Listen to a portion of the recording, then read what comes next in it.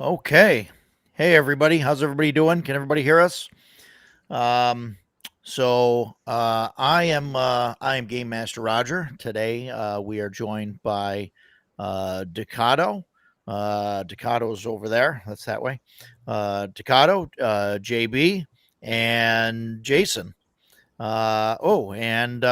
are also joined by GM Bluddworth. Excellent. Hey, how's it going, everyone? Hey. Sorry about the fact that I am traveling from home. I'm pulling a J. Scott Garibay in part. You're not officially pulling a J. Scott Garibay unless you have the camera on and it's aimed directly up your nose. Yeah, well, I could put the camera on, but I don't know what angle you'll get it at. So yeah, unless we can count your nose hairs, it doesn't count as J. Scott Garibay. Yeah, no, I will save you all from that. I got to be careful, Scott. If you're out there, we love you. So just let us know. Give us a shout out, and we'd love to have you. Love to have you. So today we are talking about Free League Publishing. They are there's some excitement here. I know some of these guys have played and are a lot more into it than I am. So for those of you who don't know, I don't know why you wouldn't, right? But they're a Swedish company that was formed in 2011 from the remnants of another game company. I don't know the name of that game company because I can't pronounce it. And they were making a game that I also can't pronounce, or I'm not going to try on live stream. So, but yeah, and they've acquired the license for I don't know the number, but it's got to be at least 10, 15 games, maybe 15 different IPs and things like that. They published Morkborg. That was one of their big ones earlier on. That was somewhere around 2015 or so, I think, something like that. I probably should have wrote that down, but that they did the One Ring, which is also their kind of own system, and then they did Dragonbane, which is based on an older, based on Dragonbane from a long time ago. They kind of revamped it, bought the rights to it, and revamped it. And then with their Year Zero engine, they have done they've done a ton of games. Alien, Blade Runner, Coriolis, The Electric State, Forbidden Lands, Invincible, which is I believe that finished Kickstarter already. That's off. Yeah. Like Yes. a week ago. Mutant Year Zero, Tales from the Loop, Twilight 2000, Vaesen, and the Walking Dead, and that's all on their Year Zero engine or slight modifications to their Year Zero engine. So they've done a lot of stuff, and they keep making stuff. Yeah, I think they've done a fantastic job with a lot of their things, a lot of the IPs. I know they've gotten a lot of awards for art and layout, things like that. But yeah, it's been pretty good. So they've had a pretty good trip, and hopefully they keep making stuff. So They also have video games. Year Zero is a video game as well. what? How much did they have to do with that? Do you know? Did they did somebody buy the rights from them to do that, or are they actively involved in development? Well, they probably didn't develop it themselves, but they certainly licensed it. Yeah, just like Baldur's Gate 3. WotC had nothing to do with the actual development of the game. They just licensed it. Well, we're still waiting for WotC's version of their tabletop system. That this should be out any day now, right? It's coming. I see. They have a miniature game too. Mutant Year Zero on Steam. Yeah, that's it. Yeah. Yeah, it's not a bad game. It's actually pretty challenging. Actually, it's not an easy game either. It's like a third person shooter. Okay. For the most part. But yeah, I played it a bit, and like I said, tough game. Not an easy game. Yeah. Well, that's good. I mean, and in a lot of because you don't want something that's too easy. Yeah. Plus, you get to play a dog or whatever. They took a lot of things from Dragonbane in there, and you have that aspect of it. Oh, cool. Yeah. Yeah, in Mutant Year Zero, there's a whole faction that's called I think Gen Lab Alpha, which is it's all like animals. Yeah. Yeah. They're like the genetically altered or something like that. Oh, it's published by Funcom. Okay. Oh, okay. Yeah. Oh, it's put out by Funcom. Yeah. Which actually makes a lot of sense because Funcom is actually a very good games developer. A computer game developer. They don't hold on to their IPs very long though. That's the one downside to Funcom. But I haven't come across a game that they've made that was that was garbage. I played Anarchy Online for years. Loved that MMO. Oh man, it was so good. It's extremely dated now. Anarchy Online, AO. Oh yeah. The graphics Anarchy are Online. terrible now. Decades old, but I played Conan. Played that a lot. So, yeah, they do good stuff. Oh, Conan was ours. Mm-hmm. The newer one, the MMO, 2-player. Oh, the MMO. Well, Conan had several different iterations. Yeah. Conan Exiles, I think is what it's called. Okay. I can look it up later and check, but I'm pretty sure. Yeah, there was one that came out, I think, like a few years ago that was like, I think it was like a 2-player game or something. Or they made, I don't know, maybe I'm thinking of something. I don't know. Maybe I don't know what I'm talking about. That doesn't happen, right? So we're going to find out. So Free League. So, most of their games are on their, the Mutant Year Zero system or Year Zero engine, I guess is what they call it. And that's obviously. I don't know if I'm breaking up or you guys are breaking up. I think it's going to be on your end. Yeah. You're probably going through a tunnel, so hopefully it won't be that long. So the Year Zero engine, so I mean that's used in 95% of their games, like I said, unless it's something that's that they kind of reused. I'm not sure why they didn't end up using that for the One Ring, we played it the one time, I know, and I know it's a little bit different than that, or is it close enough where it's the Year Zero engine? You guys are looking at me like I might be crazy. No, I'm haven't looking at played my that. yeah, I'm looking at my box set because I don't remember. So, because I had thought that the Year Zero engine it is is different. you roll a number of dice, right, equal to your stat plus your skill, right, and you're looking for sixes, Yeah. right, for successes. And the One Ring system, you're rolling. It's similar. You're rolling your d6s based on your stat, but you're adding the total up, right, against the difficulty number. I believe that's correct.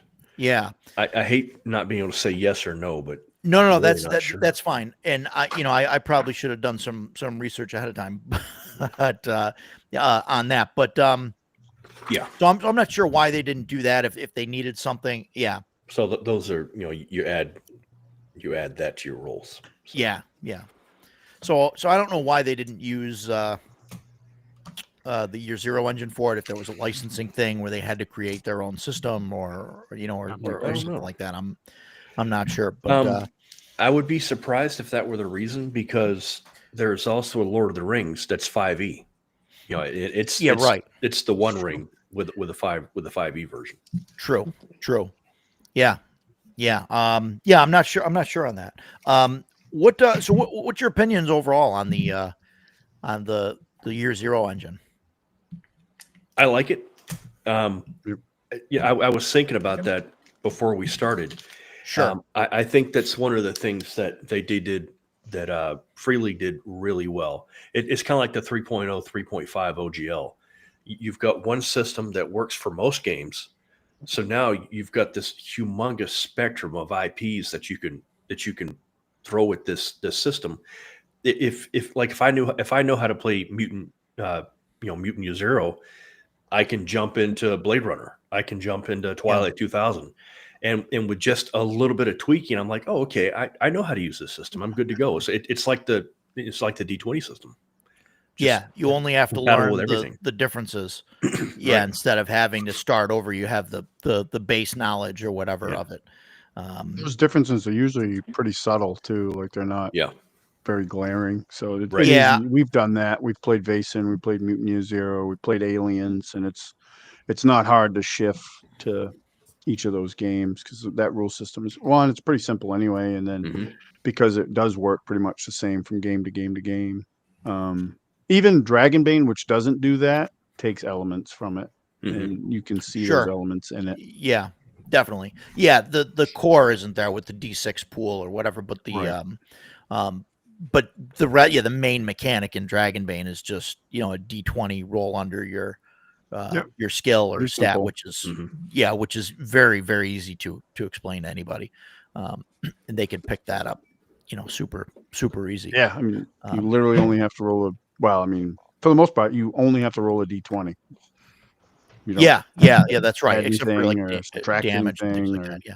Oh yeah. As far as there's no math, right? And that's one thing. And I know that Jason knows that I'm not a big fan of like roll under systems. So it's rare that I'll throw a compliment at that. But I will say that the roll under system, you have a number and you roll the thing on the die, and all you need to know is whether the number that you rolled, if it's lower, than the number on your sheet, pretty simple. And that's it. You don't have to say, well, I get a +2 for this, and then there's a -2 for this, and I'm flanking, and I get this bonus, and this feat gives me a +1 when I'm hopping on one foot and swinging with my left hand, and you don't have to do any of that that math. Chris, that's what. That's right, Chris. Chris is one of the guys in my group, home group. Oh, he's one of yours. Cool. Yeah. Well, Chris, if you want to subscribe to a couple other cool channels, not quite as cool as Decato's, you can subscribe to mine, and you can subscribe to Bluddworth's channel. That's actually something that came up from a couple different people about somehow linking whoever's on, if they have channels, I've had a couple guys ask me about that, like, what channel is him? And I'm like, well, I'm trying to send them information. So I don't know if there's a way to do that. I mean, Yeah. I'm lucky I Well, got so we're my headphones yeah. on. So you linked your channel right when you logged in. Yeah, I'm on the real stream going through my channel. That's probably how he's watching it. So we should be scanning. Yeah. So yeah, actually, there's the little eyeball next to where it says how many viewers there are up on the top left. It to me, it's just over my face. I don't know if you can see that. No, Well, you no, I don't see don't number see of that. viewers. Okay, well, it tells me we got 11 viewers, and it says that 6 are from my Big channel, time. 4 are from your channel, and 1 is from Unscripted and Unchained. So we've got your group So, and Stan's group and some straggler. Oh, Zagging's my buddy from PA that I play with. That I was talking about earlier. This is Ducato was saying nice things about you. He's a good dude. You're saying you guys chat for hours. So not yet, but we will be. True We Bang, certainly will. Yeah. We'll definitely get there. Yep. Yep. We'll have to talk about 10 minutes about how to say the word, but that's my one. If I have a knock on Free League games is because I'm from Maine, like rural Maine. I barely speak English, so it's like playing Vaesen, like trying to pronounce some of those Swedish names. All those Nordic words are terrible. Yeah, like I said, it's not their fault. It's probably my fault. But that's the one hurdle I have with their games. Other than that, my wife is some of my favorite. My wife is from rural Maine, so I love all the Mainers or the Mainers. The Mainers. But no, I hear you, and I look at some of their stuff, and I'm like, okay, I don't even want to try and pronounce this. It's hard. It's hard. It's just it's just gonna go bad because I'm gonna say it wrong. Yeah. So the Nordic things, and have they got the they have the things on the letters and stuff, and I don't know what they all mean. So yeah. It's like Thor. Thor begins with a P, right? So it's a POR. Yeah. I'm like, it's like, I was like, you get Thor from that? I don't know how, but Norwegian is another tough one to sort that out. Oh yeah, the Norwegian. You ever see that? There's that weatherman. It's like a short clip, and if you look up like Norwegian weatherman city or whatever on YouTube, you'll find it after you're done watching this video, guys. Don't do it now. Well, you want to stay tuned here. Don't do it now. Yeah. But there's this town name, and it's just all like it's. I mean, I'm sure I'll insult somebody by saying this, but it's like all gobbledygook, like it's just a mess. And this guy like pronounces it perfectly, and he's just like. What I sound like the Swedish chef, Yeah, exactly.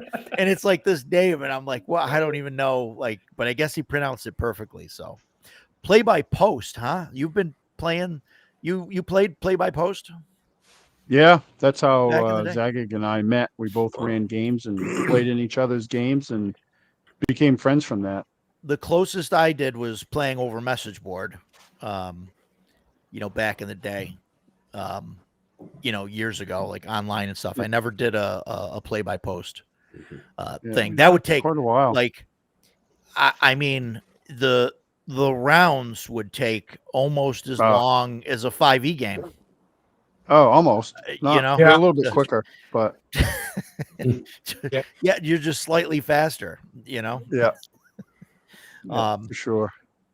But no, that's and that's a great thing. The Year Zero engine, it is fantastic. It's not a bad system at all. It's pretty good, and I do enjoy that they've been using it for all of their stuff and not having a different system for every game that comes out. And I've seen some companies that do that, and I get it. Although many of the games are good, can there be too many intellectual property RPGs? I mean, Yeah, go ahead, Depends Rich. on the property. I would say so. I mean, the one thing I was going to say about Free League that they do phenomenally well is they put out awesome box sets, starter sets that aren't board games. They're actually role playing games in the box. All right, so yeah, that's for some reason some of the bigger companies have started doing board game in a box, but yeah, it's their starter sets are fantastic. I've got the Dragon Bane box to my left. That's why I'm looking over there. right. That starter set, I have the starter set, and I bought. That's not even a starter set. That's the full game. Oh, Yeah. right. A lot of people think it's a starter set, but it is not. No, you're right. Yep. You're right. No, you're right. I am mistaken. When I first got Dragon Bane, I had Blade Runner and a couple other things. And I don't even remember where I was, but I was in some game store and I was poking around through all their stuff, and I saw the Dragon Bane box set. And I asked the proprietor, I was like, you know what? I've kind of heard about Dragon Bane. I don't really want to spend a bunch of money and, get a whole pile of books. And he was like, oh, no. That's the game right there. And I was like, really? I mean, that's it? And he said, yeah, man, that's all you need to play the game. That's all you will ever need to play the game. That didn't stop me from buying the hardbacks when they came out, but that is all you need. I think that's great. Yeah, Chris, so I love the setting Mutineer Zero, quite a change from typical fantasy setting. I love like a good post-apocalypse game. Like that's kind of what I'm into, and I really like all those kind Chris of different, different settings. He's the one that ran that for my group, and he did a great job, and it was a lot of fun. It's very unforgiving though, like it's resource management, but we have combat and stuff too, but like they're all like that though. Like Vasen's the same way, like not resource management, but you get into combat in Vasen, hold on, because it's probably not going to go well. Zaggy and Chris, talking about the artwork. Let me know, guys. What's your what game you think of Free Leagues has the best artwork? And it's something to think about. Dragon Bane did that. Yeah, it irks me that people confuse Dragon Bane being a starter set. Yes, I call it. I know that it's not a starter set. I know I called it a starter set, and it looks like a starter set. It's got the thin soft cover books and it's got pre-gens in it. So yes, I know it's not a starter set, but I keep calling it a starter set. So feel free to keep yelling at me every time I call it that. I don't know if I can pick a favorite art. No, so many of their sets are completely different from the other, like Blade Runner. Completely different from the One Ring. But man, the art for One Ring is quite amazing. Dragon Bane. I gotta say, let me get this in one really quick. And for some reason, it's weird, but every time I look at this one piece of art in Dragon Bane, I love it. And it's the art of the duck. He's like a rogue assassin. Assassin coming down. And it's like, I don't know, it gives me like Darkwing Duck vibes and like things like that. And it just like it makes me happy inside every time I see that art. Yep, that's a great piece. I think the thing with Free League, what they do is their art always matches the feel of the game that they're doing, right? I mean, if you took the art from Blade Runner and put it into something else, it wouldn't work. That's right. As purposefully and excellently as it does for that. And it's probably the same thing with all the others as well. They just like when you look at the One Ring, I mean, it is Middle Earth. You can't separate it. It's like it's exactly the right style for that game system.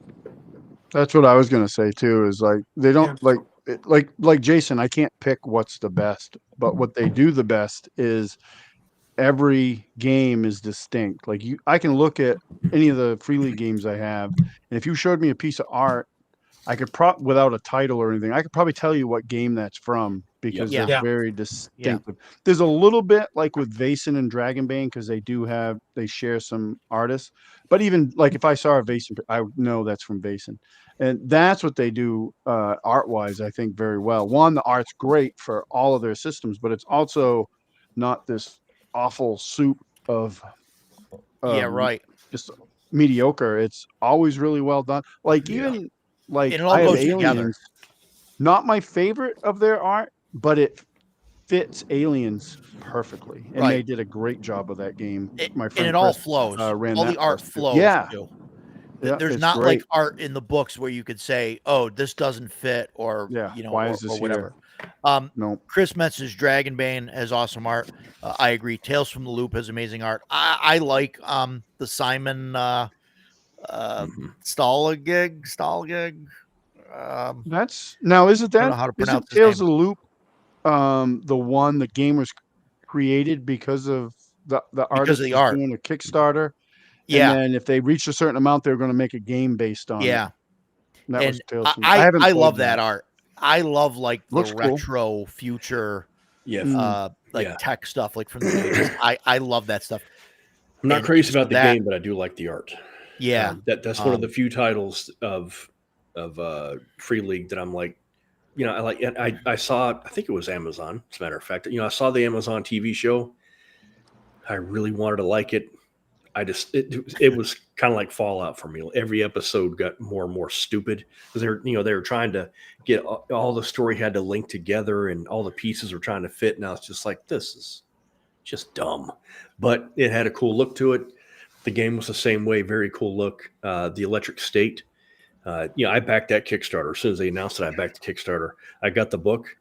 And I think that a day later, I brought it over to Rogers, and I was like, you can have this. Listen, it's not for me. Listen, here's the thing. Here's right. This is my thing. Dragonbane, right? Hang on.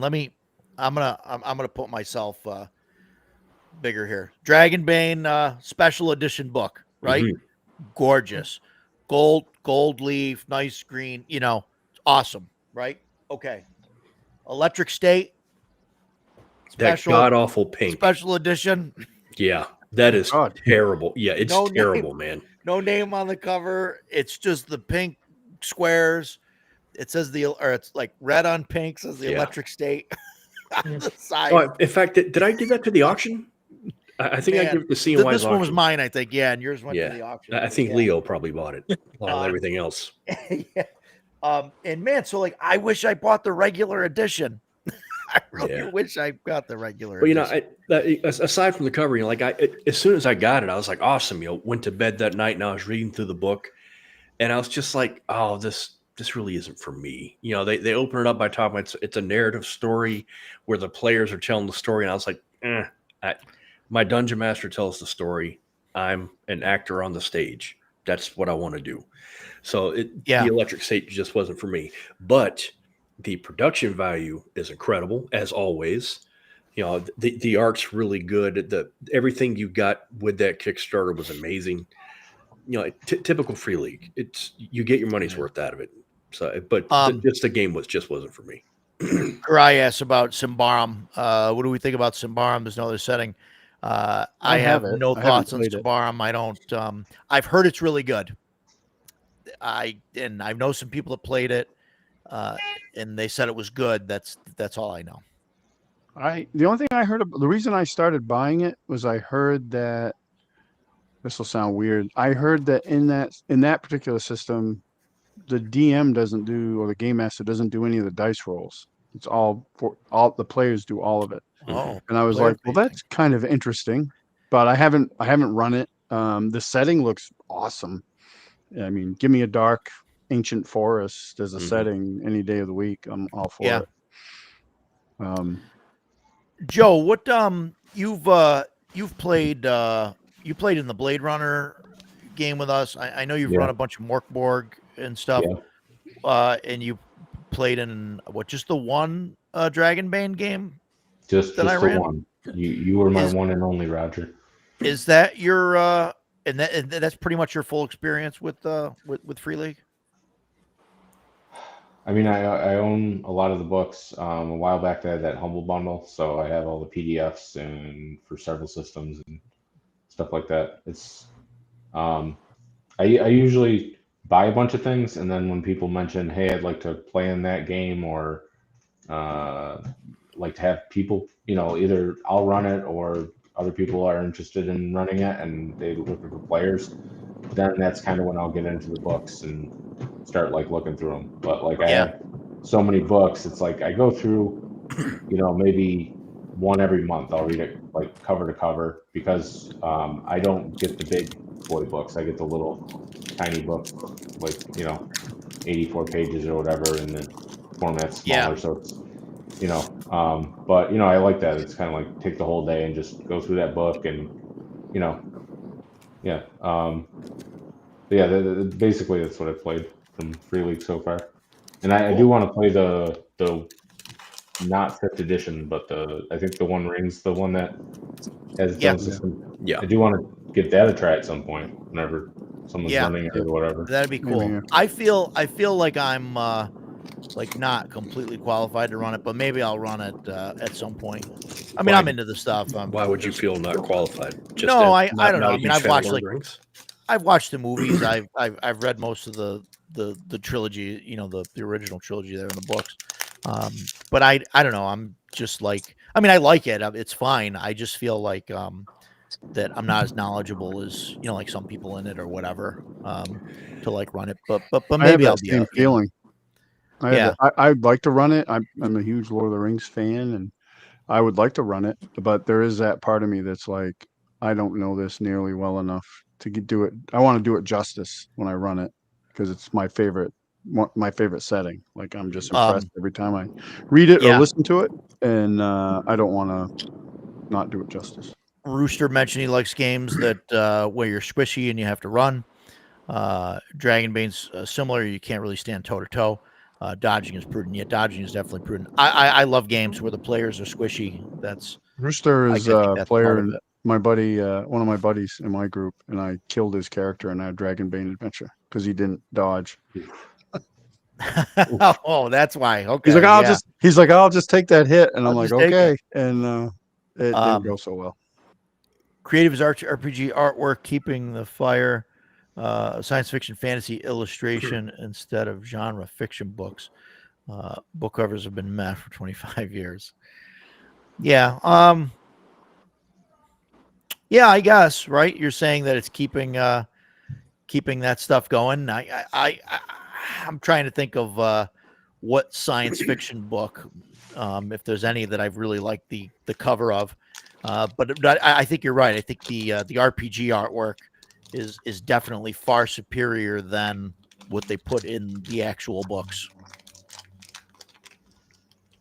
I don't know if you guys have a thought. Oh, Bluddworth is joining again. Hey, Rich, did we lose you? Maybe. Okay. Yeah, I don't know if you guys have any thoughts on that. What do you think? Is RPG artwork keeping science fiction fantasy art going? Not the crap produced by WotC.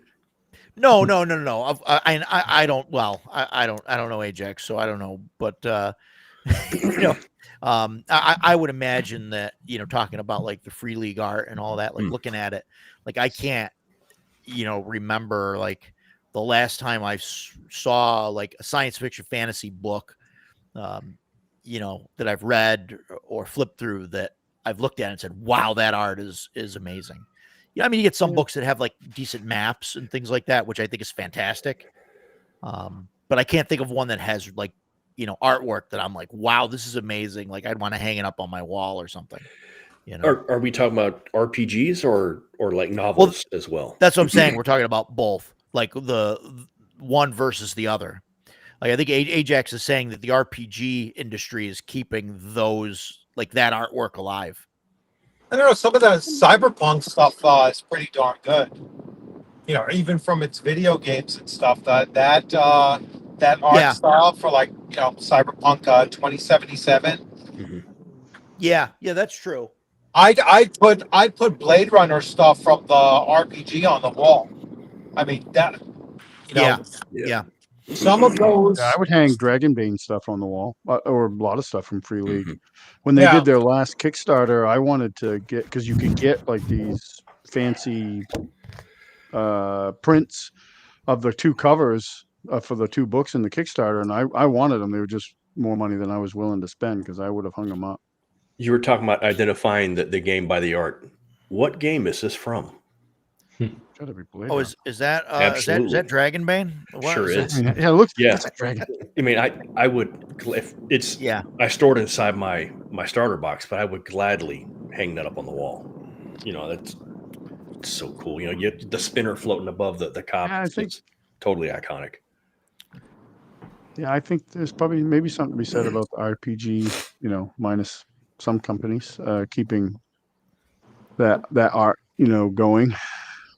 You don't see Artwork as sells many the like, system. yeah, for sure. Yeah, I mean, that's what definitely. attracted me to Dragonbane at first was Yeah. the artwork. I saw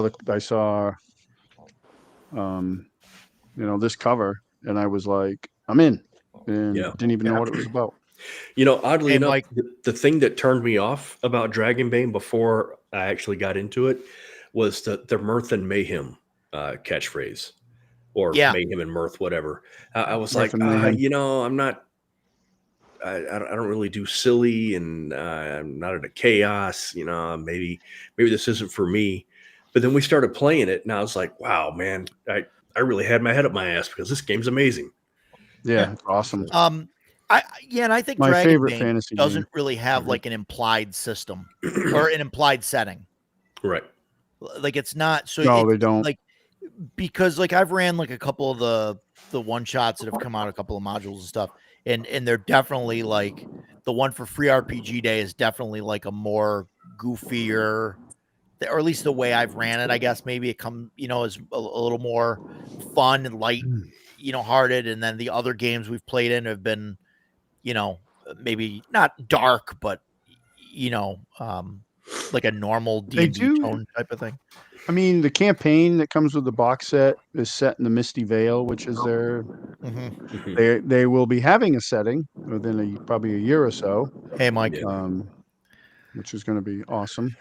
Yeah, I don't remember if it came with a starter set or if it was just a free module, but it was one of the ones that Roger, you and I played at Page or wherever, and we're going into the ruined tower, and the undead knight was there, and like we're searching the tower and open up this cabinet or a cupboard, and there was a goblin passed out drunk asleep in the cupboard, and he had the horn or something like that. Yeah. That kind of thing, you don't find that in like TSR Dungeons and Dragons. It's right. It's a little goofy, the mirth part of it. But when we were playing it, I never felt like, wow, this is wildly out of place. It was like, of course we found a goblin passed out drunk asleep in a cupboard. Why wouldn't we? So it's just the system's really that shift. good. I think can be hard for does. players too. Yeah, I think it's hard for me if you're so used to just killing the goblins. I mean, and I'm all for killing goblins, but sometimes you got to think outside the box and be like, oh, that guy could maybe give me some information or something. Mike, the One Ring that's the you picked up the Free League version, right? Not the 5e version. So the 5e version is called Lord of the Rings. Oh, okay, all right. Yeah. They have haven't two really starter box sets for the One Ring. I'm not sure why, but they do. Yeah, I might. I don't know. I'm thinking maybe I'll end up running something. I'll run a small thing. I'll have to put that on my list of games that I want to run. Heard that combat in Lord of the Rings is great. I remember the one. We just did, I think, like one combat in the game that we played, and it wasn't bad. It was pretty good. The Eclectic Goat, welcome to the live stream. Mike Necrophant, I think one of the problems with Morkborg was that it ended up fetishizing character deaths, or at least Morkborg fans did. Probably, Joe. You're more the Morkborg guy. What say you? I mean, I wouldn't say I fetishize it. It just happens sometimes, and then pop up next round with some other characters. Usually how I do it because I usually do one shots. So Pastel pastel covers with. I disagree with Joe. I actually think I missed whoever typed that. I think he's right. That's one of the reasons that I'm not a big fan of Morkborg. Sorry, the whole death metal thing. And I agree, it did fetishize death, or the player's death, or like you said, maybe it was the players that did it. Either way, like I said a couple of casts ago, just not for me. Morkborg is not my bag. Yeah. No, I hear you. Pastel, yeah, the cover just didn't do it for me. Thoughts on Death in Space? Index card RPG Death in Space hybrid. That's interesting. I haven't ran Death in Space. I do have the book somewhere over there. I don't think it's terrible. It's Morkborg in space. But yeah, I don't think it's a terrible system to run. I guess it depends on what you're trying to do with it. Karaya, yeah, I definitely think that the RPG industry is keeping old art, that old style art alive. I mean, look at you look at like the OSR and the guys that are doing art for that, like the cover of Dragon Slayer, Jeff Easley, James Kennan, awesome. Yeah, Jeff Easley. Yep. Yeah, definitely. Yeah, for sure. We got a lot of chats here. I'm just trying to catch up, so I apologize if I'm skipping through stuff, but I don't want to miss anybody here. I enjoy mainly indie TTRPGs that no one's ever heard of, so I love the art and no one recognizes. Yeah, So absolutely. here's a question for everyone. So what Go ahead, exactly is the connection between Free League and Modifius? Does Modifius sometimes pick up their titles for distribution or vice versa? Yeah, I don't know. Yeah. So Modifius does the distribution. I always thought that it was just a handshake kind of deal where they were producing the books or producing the systems and stuff in Sweden, and then Modifius had a hand in maybe the conversion and distribution in English into the States.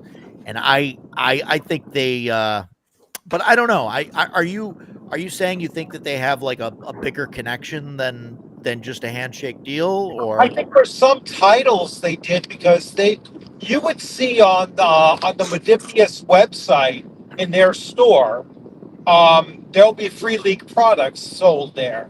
So they're either acting as a storefront for them sometimes. Maybe it is just strictly distribution. I don't know if they've ever collaborated to produce one game together, though. That's why I was kind of curious if anyone has any instances where they actually both develop something together. Not that I know. Yeah, not that I know of either. I think it's just been like them being the distributor for this side of the pond. I think just because they have reach over here, maybe Free League does now because they're doing better. I mean, I know they've done millions on Kickstarter now. So I can answer that question. Sorry, go ahead. Absolutely. Thanks to a quick search, Modifius and Free League Publishing have a past relationship where Modifius co-published and distributed some of Free League's early titles, but that is no longer the case. Free League is its own thing now. Yeah, they've gotten so they co-publish and on their own. Yep. Yeah, they co-published. Yeah. Roosters says WotC has definitely lost its brand because the new artwork is blah. Dark Sun has a brand early. I don't think you'll find any disagreements here. No. Not at all. They've had to listen to me. Rooster there's had to listen to me gripe about WotC, like on the regular. All the guys have. Akira Shinoba said, I think the box set of the One Ring comes with a combat map. I don't see one. I have it next to me. But since you brought up maps, this is nothing will Dragon sell Bane. me on a system faster than a good map. Yeah. And oh, yeah. I've seen him do it, folks. Free League. I have seen him do it. Damn, dude. This is the map from the One Ring. And it's way too big to get into shot. But it's double-sided, different maps on each side. Absolutely amazing. And I don't know if I got this off a Kickstarter or what, but here, wait, hang on, let me. Oh, I so wanted to get that, and Yeah. I pooched that. I didn't back that. Jeez, like man, everything Free League makes is so freaking good. So I have this one from Dragon Bane. Is that cloth? This is for the Oh, that's cool. I don't have that one. That's the Misty Veil from the campaign in the box. Flip it around again. And they're coming. They have other ones like the last Kickstarter. You could get ones for the Path to Glory campaign that they have. So this is pretty cool. Yeah, I would have loved. I don't know what I was thinking not backing that Moria book. I think I was having a moment where I was trying to save money and I'm an idiot because. I'm an idiot. I did the Kickstarter for the new Magic book that's coming out for Dragon Bane, and I don't remember what add-ons there were, but if I missed a map, I'm going to be annoyed. Yeah, you could get the cloth map. You could get the cloth map to the not the Misty Veil, the Path to Glory, which is who the heck's that? Yeah. Mike Saxon says, first set was well received, focused entirely on hobbits and the Shire. New set expands out into the world with other races. I like having the expanded stuff and the other races. We did play as hobbits and had a blast, and it was fun. But I could see like wanting to have some of the other stuff, and do some stuff out in the world and not just having to deal with hobbits running around. What do we got there? Let me. That's the Kickstarter. So I did get the cloth map. Yes. Nice. Oh, okay. Okay. Yeah, I did. I got the cloth map to the city and the cloth map for this one here. Awesome. Yeah. So that's that. Oh, yeah. Let me. This is Path to Glory. Yeah. This is a campaign. It's not a starter campaign, I guess. I haven't run it yet. One of the many things on my bucket list. But it's for more advanced characters. So you could run it after you did like Misty Veil with the same characters if they lived. Cool. That's cool. Ajax says, can there be too many RPGs in the market? Even though one cannot. No. The answer is no. Oh, the answer is yes. No. I disagree. You're wrong. Let's move on. In indie RPGs, I'm always happy to take a look at. But nothing will make me walk past something faster than see 5e next to it. That was something that the OGL did. It was like everybody that had even a half-baked idea was releasing an RPG. And just because they managed to get it published does not mean it's good. And there's a whole 3.5 and 5e, man. There's tons of just garbage out there. And it's not even that it's 5e. I'm saying 3.5 as well. There's plenty of stuff that's just hot garbage. So yes, I think there can be too many RPGs. Yeah, see, I kind of look at it the other way. Like I don't think there can be enough, because I think that every time somebody prints out another RPG, like eventually like good stuff floats to the top, right? Or whatever.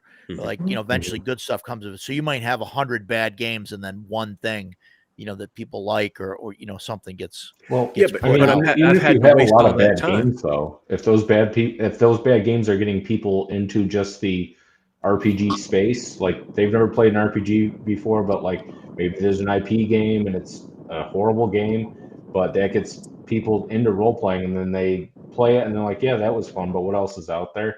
That brings more people in the hobby. So I don't think you can ever have enough RPGs, and the bad ones are just going to be bad ones, and no one's going to play them after a while. Yeah. Very few people will play them. And the good ones are going to rise to the top, and you're going to get more books for them. And hopefully there's more people that come from the crappy systems that are like the gateway drug to get them into the hobby, and that's my opinion anyway. But I think also with, the blunders WotC is making. Like, people are just like realizing, hey, we got into the hobby, 5th edition sucks or whatever, and they're looking into other things. And I think that's like why Shadow Dark did so well, why Dragon's Bane is doing so, all Absolutely. stuff is doing so well. And so yeah, just bring on all the RPGs. If you got an idea, make an RPG, and if it doesn't suck, we'll play it, right? Yeah. Or But even if it does sucks, suck, I still have to sift through that crap to find something I like. Sure, but maybe something will be in there that's good. Like there'll be one good point of it that somebody will integrate into the next game, and eventually it'll make everything better. Yeah. Hero System We'll 5th edition is my pining to play game system. Shellback. I actually just started making a list of all the games that I wanted to play, and I'm up to 41 so far, I believe, as of last night. So, yeah, Rich, what's your game wish list look like? Games you want to play? You know how many games are on it? I've never done a total amount, but yeah, it's got to be 20 plus. Yeah. In the immediate future, I am playing a cartoon, like a tune-based adventure in November at the convention. I can't, for the life of me, remember the name of that. Dire Consequences. I think it's Dire Consequences. Okay. All right, and I'm playing Mothership for the first time there. So Cool. Fun game. every convention I go to, I'm going to try to find a new game system that I've never played before to play in. So when I go to CNY RPG Con, I definitely want to play in a Dragon Slayer game. So hopefully I'll get to get into Greg's game, and I love playing with the people that created the games as well. So, but yeah, I think everybody has a bucket list, and some of that bucket list will reach back and like, well, who are the creators I want to play with? And I've had the great pleasure of playing in like Frank Metzner's game and Alan Hammock and Zeb Cook. So now I'm looking to play in like a Merle Rasmussen's game. Any one of them, would be awesome. And Top Secret or something. Yeah, Top Secret or I just reviewed his or went over his that solitaire game. The daggers in something in the alley. I just blew my mind. Which one I'm trying to remember. It was that solitaire adventure from like 1984. AD&D module. But yeah, I'd love to like play in that, like if you were running it, or just anything else. So there's a lot of games out there on my bucket list that has more to do with the creator and playing in their game than just in general. Yeah. Ajax says if Hasbro sells D&D to another company someday, it could at least be a chance that D&D could find New Life is a good game again. I don't think they're ever going to sell it. I mean, they won't. I really don't think, because they're a game company. They're not. They'll just sit on it if they decide not to do anything with it. Sit on it. They may license it, but I'm not supposed to know anything about that. So, the only version of 5e that interests me is Level Up Advanced 5th Edition. I don't know what that is. The only thing that I know of for 5e, the mod was what was it? 5e hard mode or 5e? Oh, I can't think of the name of it now. I think it was Hanker Infernal or hardcore mode or something. Hardcore 5e or something like that. Yeah. I just don't have an interest in that system. One of the guys that I play with shared a video with us today, and it was like this DM going back and forth with a player. It was the same guy, and they were just going back and forth on how the rules would work and how he could counter this and do this. I had a freaking headache by the end of it. I was like, I have no interest ever running that again. I don't think it's a very good system. In regards to the the too many RPGs thing. Eclectic Goat here says the market will eventually work itself out. The best will rise to the top. Alas, there will probably be some slop that rises with it, but I can ignore those. Yeah, that's pretty much it. And then Mike,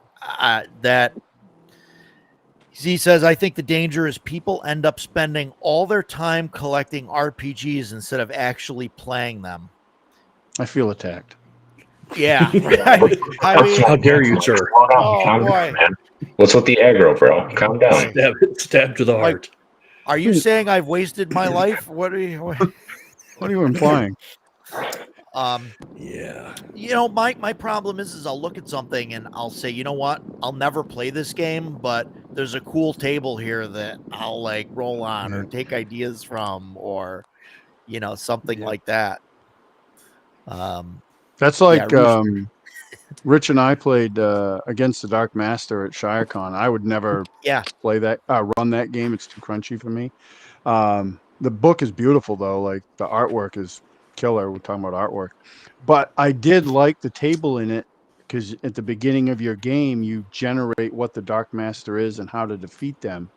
And it's these tables you roll, and they were really cool. Like there was tons of info on them, and very, very descriptive, narrative style thing that was randomly generated. I thought that was cool. Like I would I think I have the PDF for that game. I would print that out and put it on a GM screen or notebook or something to just reference, because I thought that was cool. But overall, that wasn't the system for me. It was too crunchy. Mike says, I don't think you'll ever see Hasbro sell the license. At best, they might license the IP to someone else at some point. But if you're wishing for the old game, I think that should be sold long ago. 100%. Unless you go to the OSR. And there's hopefully going to be some news on that stuff coming soon. Not from me, but I think there's something in the works that's big. But I'm not sure. I don't know all the details. I don't think I'm supposed to know all the details. So I'm going to just stop talking. Well, watch out. Watch is going to come watch this 10 and hem you up. We're up to 20. No. Eclectic Goat, I stopped reading your comment after you said you found one good 5e supplement. So I can't. By the way, I thought Eclectic Goat was Electric Goat because I was looking at my Blade Runner stuff. So I was thinking about the electric sheep. I was like, oh, it's the electric sheep's cousin. One 5e supplement that was good. It's so modified. It isn't really 5e. It's a historical game set in Renaissance Italy and very historically accurate. I gotta tell you that this is a great story. Jason and I were at PAX. I know exactly what you're going to talk about. 3 years ago, I think it was. Yep. And there was, I think the guy had minis out and everything. It was all like Revolutionary War. No, it was the French Revolution. Oh, the French Revolution. Okay. Yeah. And it looked really cool. He had a cool setup, a cool booth setup. And I forget the name of it. And we both like walked over, was like, oh, this is cool. And the guy like went to say something, and we saw big on the cover of the book. 5e. It says 5e. And we were like, nope, sorry, thank you. And we moved on. Yep. Oh, well, you can convert it. No, I'm not going to spend all that time converting 5e into some system that I like. It's fine. Good luck with your product. I agree. The WotC blow up made people look elsewhere. Yep. Well, we're never going to get caught up on this chat. It's crazy. This is awesome. Mary Minimalist, who will threaten to throw out anything you don't play a word for. Yeah. Okay. Let's make sure my wife doesn't see that. Yeah, that's not an issue for me. My wife lets me have my stuff, and she has her stuff. You're pretty good at like limiting your own collection, though. I don't have that luxury. Well, that's largely because I have 2 bookshelves, and once those bookshelves get filled up, something has to go to make room for something else. When mine get filled up, I just build more. Yeah. Buy enough stock. Yeah, Shellback. You win the lottery. Buy enough stock to force Hasbro to fix all that. Oh wow, this is from 7 minutes ago. Is that Agile Monk says, is that Rich from the car? Yes, it is indeed. It is indeed. And if it breaks up every once in a while, it's because I'm driving through the mountains here. So 5e, yeah, Curai, yeah, 5e hardcore mode by Runehammer. Yeah, that's the thing. Level Up 5th edition is a fantastic version of the game. I've never heard of it. I'm going to have to look it up. As a matter of fact, I'm going to write it down. Level Up 5th edition. I'm going to look that up. I've never heard of that. It's the first I've heard of that. Have you guys heard of that? Yeah. Is it a like a 5e hardcore mode type of thing, or is it? I guess, yeah, it's a more in. I don't know. I'm not an expert on it. I've never even. I think I've looked at it initially. Like when I started looking, I was still playing 5e. I thought about going to it, but the books at the time were hard to get. I don't know if it was a limited print run. I've heard it's good things about it. I just have no interest in the 5e system at all. Russ Morris of N World Rules Mod. Yeah, I don't know. Yeah, yeah, it's from the guys at N World. Okay, cool. Yeah, Castles and Crusades. I don't know if you saw our Castles and Crusades video, Agile. We talked about that for he was there, quite a bit. Yeah.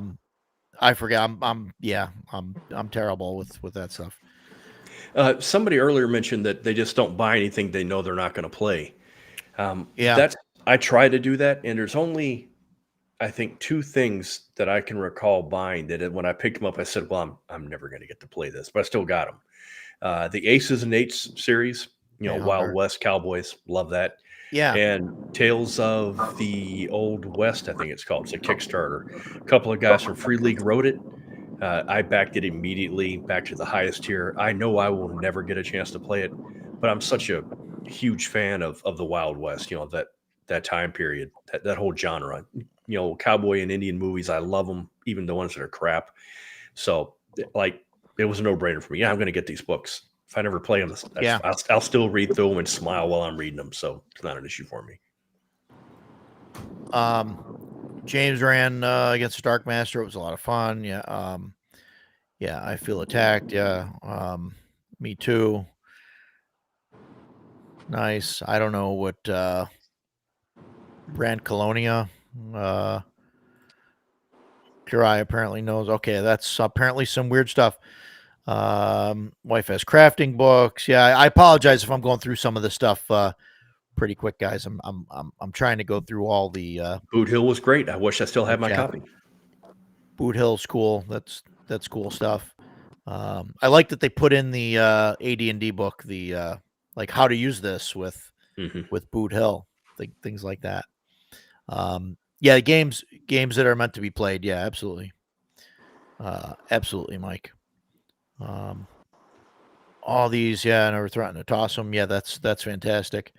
Agile, I apologize. I'm terrible with remembering who's where and who says what and all of that. So, yeah. So yeah. So that not Free League. What do y'all think of Dolmenwood? Well, I don't know what to think about Dolmenwood because I don't have it yet. Same. Once it comes in, though. I mean, it looks great from what I've seen. It looks like a beautiful product, but it's based on Old School Essentials, which is another good system. But my reserve until I actually have it in hand. Yeah. Yes. Right. Mike says I have no self-control. Same. Ice too much. One Ring, Walking Dead, Twilight 2000, Star Trek 2E, Delta Green, Star Wars FFG. Have Dolmenwood and Deadlands Kickstarter coming soon. Yeah. Yeah, I know. I have so much stuff coming from Kickstarter that I get shipment notifications and I have no idea what it is. You can, instead of playing the Star Wars Fantasy Flight game, just don't. Just buy the PDFs or an old copy of the D6 West End games. He played it. Much better. He started to play it. I think he got through one session, I think. Of the D6 or Fantasy Flight? No. The FFG one. Yeah, didn't care for it. It's okay until you bring the Force into it, and then it's just terrible. Oh, we got a question for Jason. Okay. Hi, the gentleman from the eclectic goat. I almost said electric goat. The gentleman who liked westerns. That's you, as far as I know. Sorry, are you backing Huckleberry? I shall take a look at it right now. I'm more historical. That's just kind of my nature. I like everything to be historically accurate, even my fantasy. But I will take a look at it. Is it on Kickstarter or Backer Kit or one of the other GameFound things? Huckleberry. Let's find out. Mike says he was given an entire shelf of FFG Star Wars, and there's a reason why you were given it. That's right. Yeah, Dolmanwood, Agile. That's the same problem. They can't seem to deliver physical product. Yeah, I mean, it's shipping now. The only place I've heard of that is having trouble is Canada. Yeah. I've been hearing about that game for years. Here, it looks good. I like the idea of it. I mean, it seems really cool. So that's why I backed it. I listened to some of the what was it? Was it 3D6 down the line? They did 3D6 down the line. Yeah. They did like some of the actual play stuff. It seemed like a fantasy world that I kind of wanted to be in. You know, that it wasn't like too goofy or whatever. Eclectic Goat says Backer Kit, and it is not at all historically accurate, but it looks fun. And he loves Westerns. I see it on it's HuckleberryRPG.com. I will check it out. Mike was given the FFG books because the guy who gave it to him bought all the Edge Studio books. The Eclectic Goat loves horror games as well. Vason, if you haven't. Yeah, Vason seems pretty good. Vason's a cool game. Yeah, Mike said they ran one session of the FFG Star Wars. One player didn't like it, and they're trying other things right now. Yeah, I ran it for about 2 years, in session, and then during COVID online, and then back in person again. It wasn't terrible. I mean, it gets out of control, and some of the players, like, you got to have the right players that can interpret the dice properly and be able to figure out what they want to do with stuff. That turns end up taking too long. I ran it for about 2 years as well at a local comic shop. Well, not local here in Alaska. Anyway, doesn't matter. I crap on it now because I honestly believe it's an inferior system. But for me, the breaking point for FFG Star Wars was the Force. For the ranged attacks, the soldier classes and the blasters and all that, it was really good. I thought it was well done. Once you learn what the dice mean, it flows pretty well. But man, just the Force system, I just thought it was absolute garbage. I mean, I really, really disliked it a lot. Yeah. And so for me, that just killed the game. So, but if you're playing in a campaign, which I'm pretty sure Roger's about to say, yeah, if you're playing in a campaign that doesn't have Force users and that you're never going to encounter the Force on, it's a viable system. It works. Yeah, I did a group of basically, hey, you're a group of smugglers type of thing, and that was it. And here you go. You guys can run missions for, the good guys, bad guys, neutral guy, like whatever. I'll throw stuff out there, and whoever you guys want to work for, you guys can play both sides of it. And I did that, and it was it was a fun time. I thought it was pretty good. But there was no Force users, so we didn't have to deal with that. Yeah, that's Huckleberry tabletop RPG, tragic cowboys and world doomed to calamity unless you save it. Monk, I unfortunately, and I do mean unfortunately, I am no longer in Alaska. I live in New York now, surrounded by communists and terrorists. But what are you going to do? I'm in New York. Yeah, I'm in New York. I am not a communist or a terrorist. Well, yeah. Roger, my best friend, is a diehard commie. And I rib him about that constantly. He's a member of the Plumbers Union or whichever communist organization he's with. I was stationed at Fort Wainwright for a couple of years. I retired in Alaska, lived there a total of 3 years. Like I said last week, if someone came up and said, "Hey, Jason, I'll trade you a house. I'll take this one in New York. You take my cabin in Alaska," I would leave right now and go get a flight to Alaska, and I would never leave again. Yeah. So let's I know Takato in the chat. We're kind of getting everywhere. Yeah, Mike says he's passing on Huckleberry. He's got a whole lot of Deadland stuff. Yes, it is. Yeah. So we've got Dragonbane Trudvang coming out, which is their Nordic setting. So I signed up. It hasn't started yet, right? It's not live yet. I haven't got the notification yet. It's like next week or something like that, or maybe something like that. But yeah, it looks pretty interesting. It looks like it's a complete, like there's going to be classes and whatnot in a whole like campaign setting, professions and kins and monsters. Yeah, it definitely looks cool. I am definitely interested. I really like the Dragonbane stuff. I don't know if they did it in the original Dragonbane, but I like how any monster that's not a normal monster, they have like the D6 table for like when they attack. Yeah, they don't roll the hit. They just hit. And yeah, awesome. And well, right, they don't have to roll the hit, they just hit. But they do effects that are, based on what they are. If it's a giant, they might squish you or throw you or something. Or if it's a vampire, it's like, oh, it just bites you, right? Like, here's the thing. Like, there's no, oh, you need to make this saving throw or do this, or it has to hit you and then you save, like all that. It's just like, no, this thing bites you. It drains 1d8 hit points. That's it, type of thing. And I really like that. Yeah. Yeah, I do too. Yeah. I do too. I love that part of it. We've mentioned Vaesen a couple of times, or Vaesen, whichever. It's advertised as Nordic horror, and I'm not a horror guy, and it just doesn't do anything for me. I like fantasy, but the horror thing just doesn't really do it for me. But I went over to Rogers 2 weeks ago.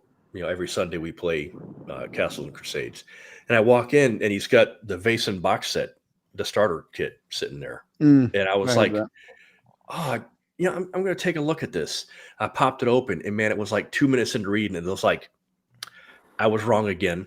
I need to get this because it's not really so much a horror thing. It's like Monster of the Week. It's like Victorian Supernatural, the television show Supernatural. Yeah, I was like, go ahead. Yeah. Yeah, so the thing with Vaesen is you can play it different ways. Like you can definitely play it like Monster of the Week style. But it's also like it's a lot like it can be a lot like Call of Cthulhu as far as like the mystery, because a lot of the Vaesen aren't designed to be fought.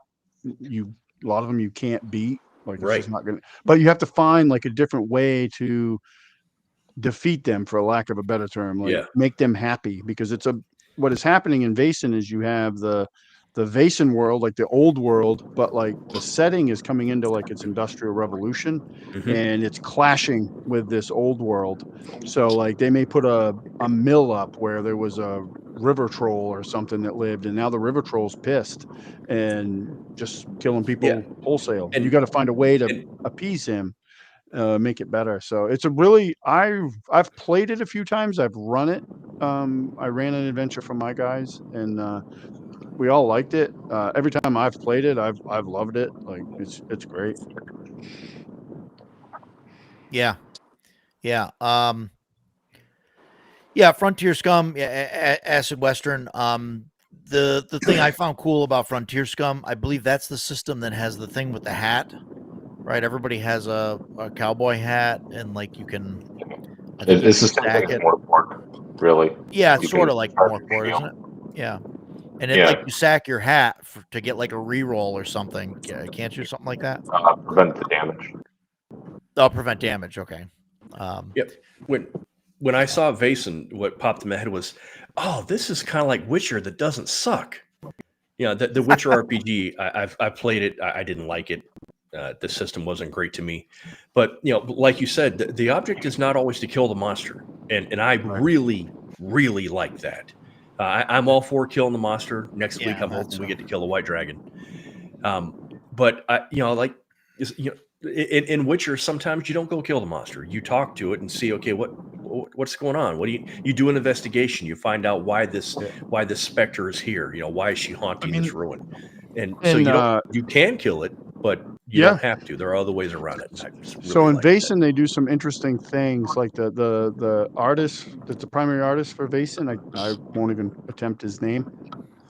He put out an art book called Vaesen. He's got a bunch of other ones, but it's got like the art which they use in Vaesen, and it's got like a lot of just lore. There's no stats or anything, and they actually encourage you to use that book in the game as like, because it's all about research. So you can give that book to your players, like they can find it in the. I saw in the that, man. Castle That's so Gillen cool. Fruits. Prop. Yeah. And in the starter set, that starter set actually comes with a small booklet that you can do the same thing with, which is really cool. And I, like you just said, I like that it tells you this is for your players. And I'm like, oh, this is our, because like I do that in my CNC campaign on the back of my character sheet. Every creature we've ever encountered, I've written down things about it, what worked, didn't work, what we got to watch out for. The range of a hill giant's rock is 450 feet. Things like that. So when I saw that book, I was like, oh man, this is like, go to the craft fair and buy one of those handmade diary books with pounded paper, and you open it up and like, okay, we're meeting this Vaesen today. I'm going to take these notes on it. It was just so cool. That kind of thing really pulls me into the game. I'm really looking forward to getting the set. I'm glad. Can I? Agile Monk sent me a bunch of questions. Can I get them? Yeah. Monk, I was Army, 26 years, retired as an E7. I had a very average career. Did a lot of cool stuff. You're an 18 Fox. That's awesome. Props to you. Freaking amazing. I'm assuming the 18 series is the same 18 series it was when I retired Special Forces. You're a badass. Love it. I was a combat engineer, went to sapper school, never got a slot for Ranger, never did airborne. I did air assault. I did everything junior varsity in the military, but I had a pretty good career. Now I'm retired and I work for Honeywell. So life's good. But yes, I was stationed at Fort Wainwright, retired out of Wainwright, bought a cabin 20 miles outside of town and lived there for 2 years. And when I left, I'll try to speed this up. When we sold the cabin, I didn't want to, but when we sold the cabin, we got in the plane. And as the plane was lifting off, I'm looking out the window and I'm watching Alaska fall behind me. And I looked at my wife and I said, I feel like I have made a massive mistake. And that opinion has not changed in 6 years. So there you go. Anyway, back to the show. Agile, you mentioned having all the Vaesen books. So I watched Ducato do his opening. He did a box opening. Is that on your channel? Of all the Vaesen stuff? I think so. Yeah. Yeah, okay. and I have to look at your channel, man. I've got too much. So I watched that, and I was like, "Wow, that's amazing. That's cool." Yeah. I'm like glad I backed it and everything. And then the next day, my box showed up, and I realized that I only backed for the starter set and didn't get all the cool. You didn't get all the goodies. Man, and now I'm jelly. Free and League, this is why you have to get everything. This is why I'm like all in all the time. But I like saw the thing, and I'm like, well, I look at my shelf, and I know Jason and Joe, you guys have seen my shelf over there, and it's like I got all these Free League starter sets, and like we barely do anything with them, but man, they do make some really cool stuff. So can I, real quick about going all in, right? So lay it on me, man. Yeah. So I see the other day, a couple days ago, somebody on Facebook or whatever posts this thing on the Dragonbane thing that Trudvang is coming to Dragonbane, and I was like, awesome. And I sent that Greg? to because you and I both like that post. Yeah. So I was on my Discord because we're playing Dragonbane in a couple different games that I play in. So I sent the thing and I said, hey, this might be a thing. Like if it is, that's awesome. And then sure enough, before the end of the day, I see the thing for the Kickstarter, blah, blah, blah. Now, earlier this year, Crossroad Games, my local game store, has their anniversary sale in August. And I had bought the core box set to the Trudvang miniatures game because the miniatures are awesome. And I got a hell of a deal on it. Well, my friend, one of the guys in this Discord is my friend that owns that shop. And he says, hey, we have the entire Kickstarter at the shop. And if you want it, I can sell it to you pretty cheap. So yesterday I go over and bought the rest of the Kickstarter. So I have this is just a sampling of it, but I have a box full of all the miniatures. So when I get ready to run it, whenever the books come out, I will have miniatures for everything. No shit. And then because I was inspired, I painted up this guy from the core box set My camera might Oh, not that's do sweet. justice because it sucks. But I painted this guy up, and then today I painted 2 more guys up from some of the boxes that I got. So yeah, I'm already gone all in on Trudvang, and the Kickstart hasn't even launched yet. I have all the miniatures. I have just waiting for it to launch, and cannot wait for it to come out because I wanted to back this Kickstarter when I saw it. I just didn't have the money, and I was like, Jesus, another Kickstarter, tons of miniatures that God knows if I'll ever get around to painting all of them, and I didn't do it. And it was actually one of those times where it paid off to wait because I got a much better deal getting it now. Nice. So And Mike says this here, just remember Black Friday's coming up. Last year, Free League did 50% off all starter sets and core books. So, and that's fantastic, right? That they do that. But like, that's part of the reason why I don't want to back, some of the stuff at 100% because I can buy the book and, all the extra stuff later on for cheaper, and I mean, I want to support them and it's great, but like, sometimes it's like, it's not worth it. Like, especially like with the Electric State thing, like I backed the, I backed the whatever, the special, edition or whatever. And it's like, man, this thing sucks, not that the game sucks or anything like that. It just, the cover, I just, I just don't like it. Yeah, that's how I got my Symbaroum stuff is their Black Friday sale. I got my One Ring stuff from them during the OGL because they put out a thing like, hey, try a different game. And they were selling the core book to the One Ring for like $20. And I was like, Awesome. well, how can I pass that up? So I bought it. Yeah. Yeah. Yeah. I don't know. It's, I don't know. It's hard. And I end up backing stuff too, and to the extreme, especially if it's something that I like, like I'm into the Alien series. I really like the Alien series. So like that's a great game.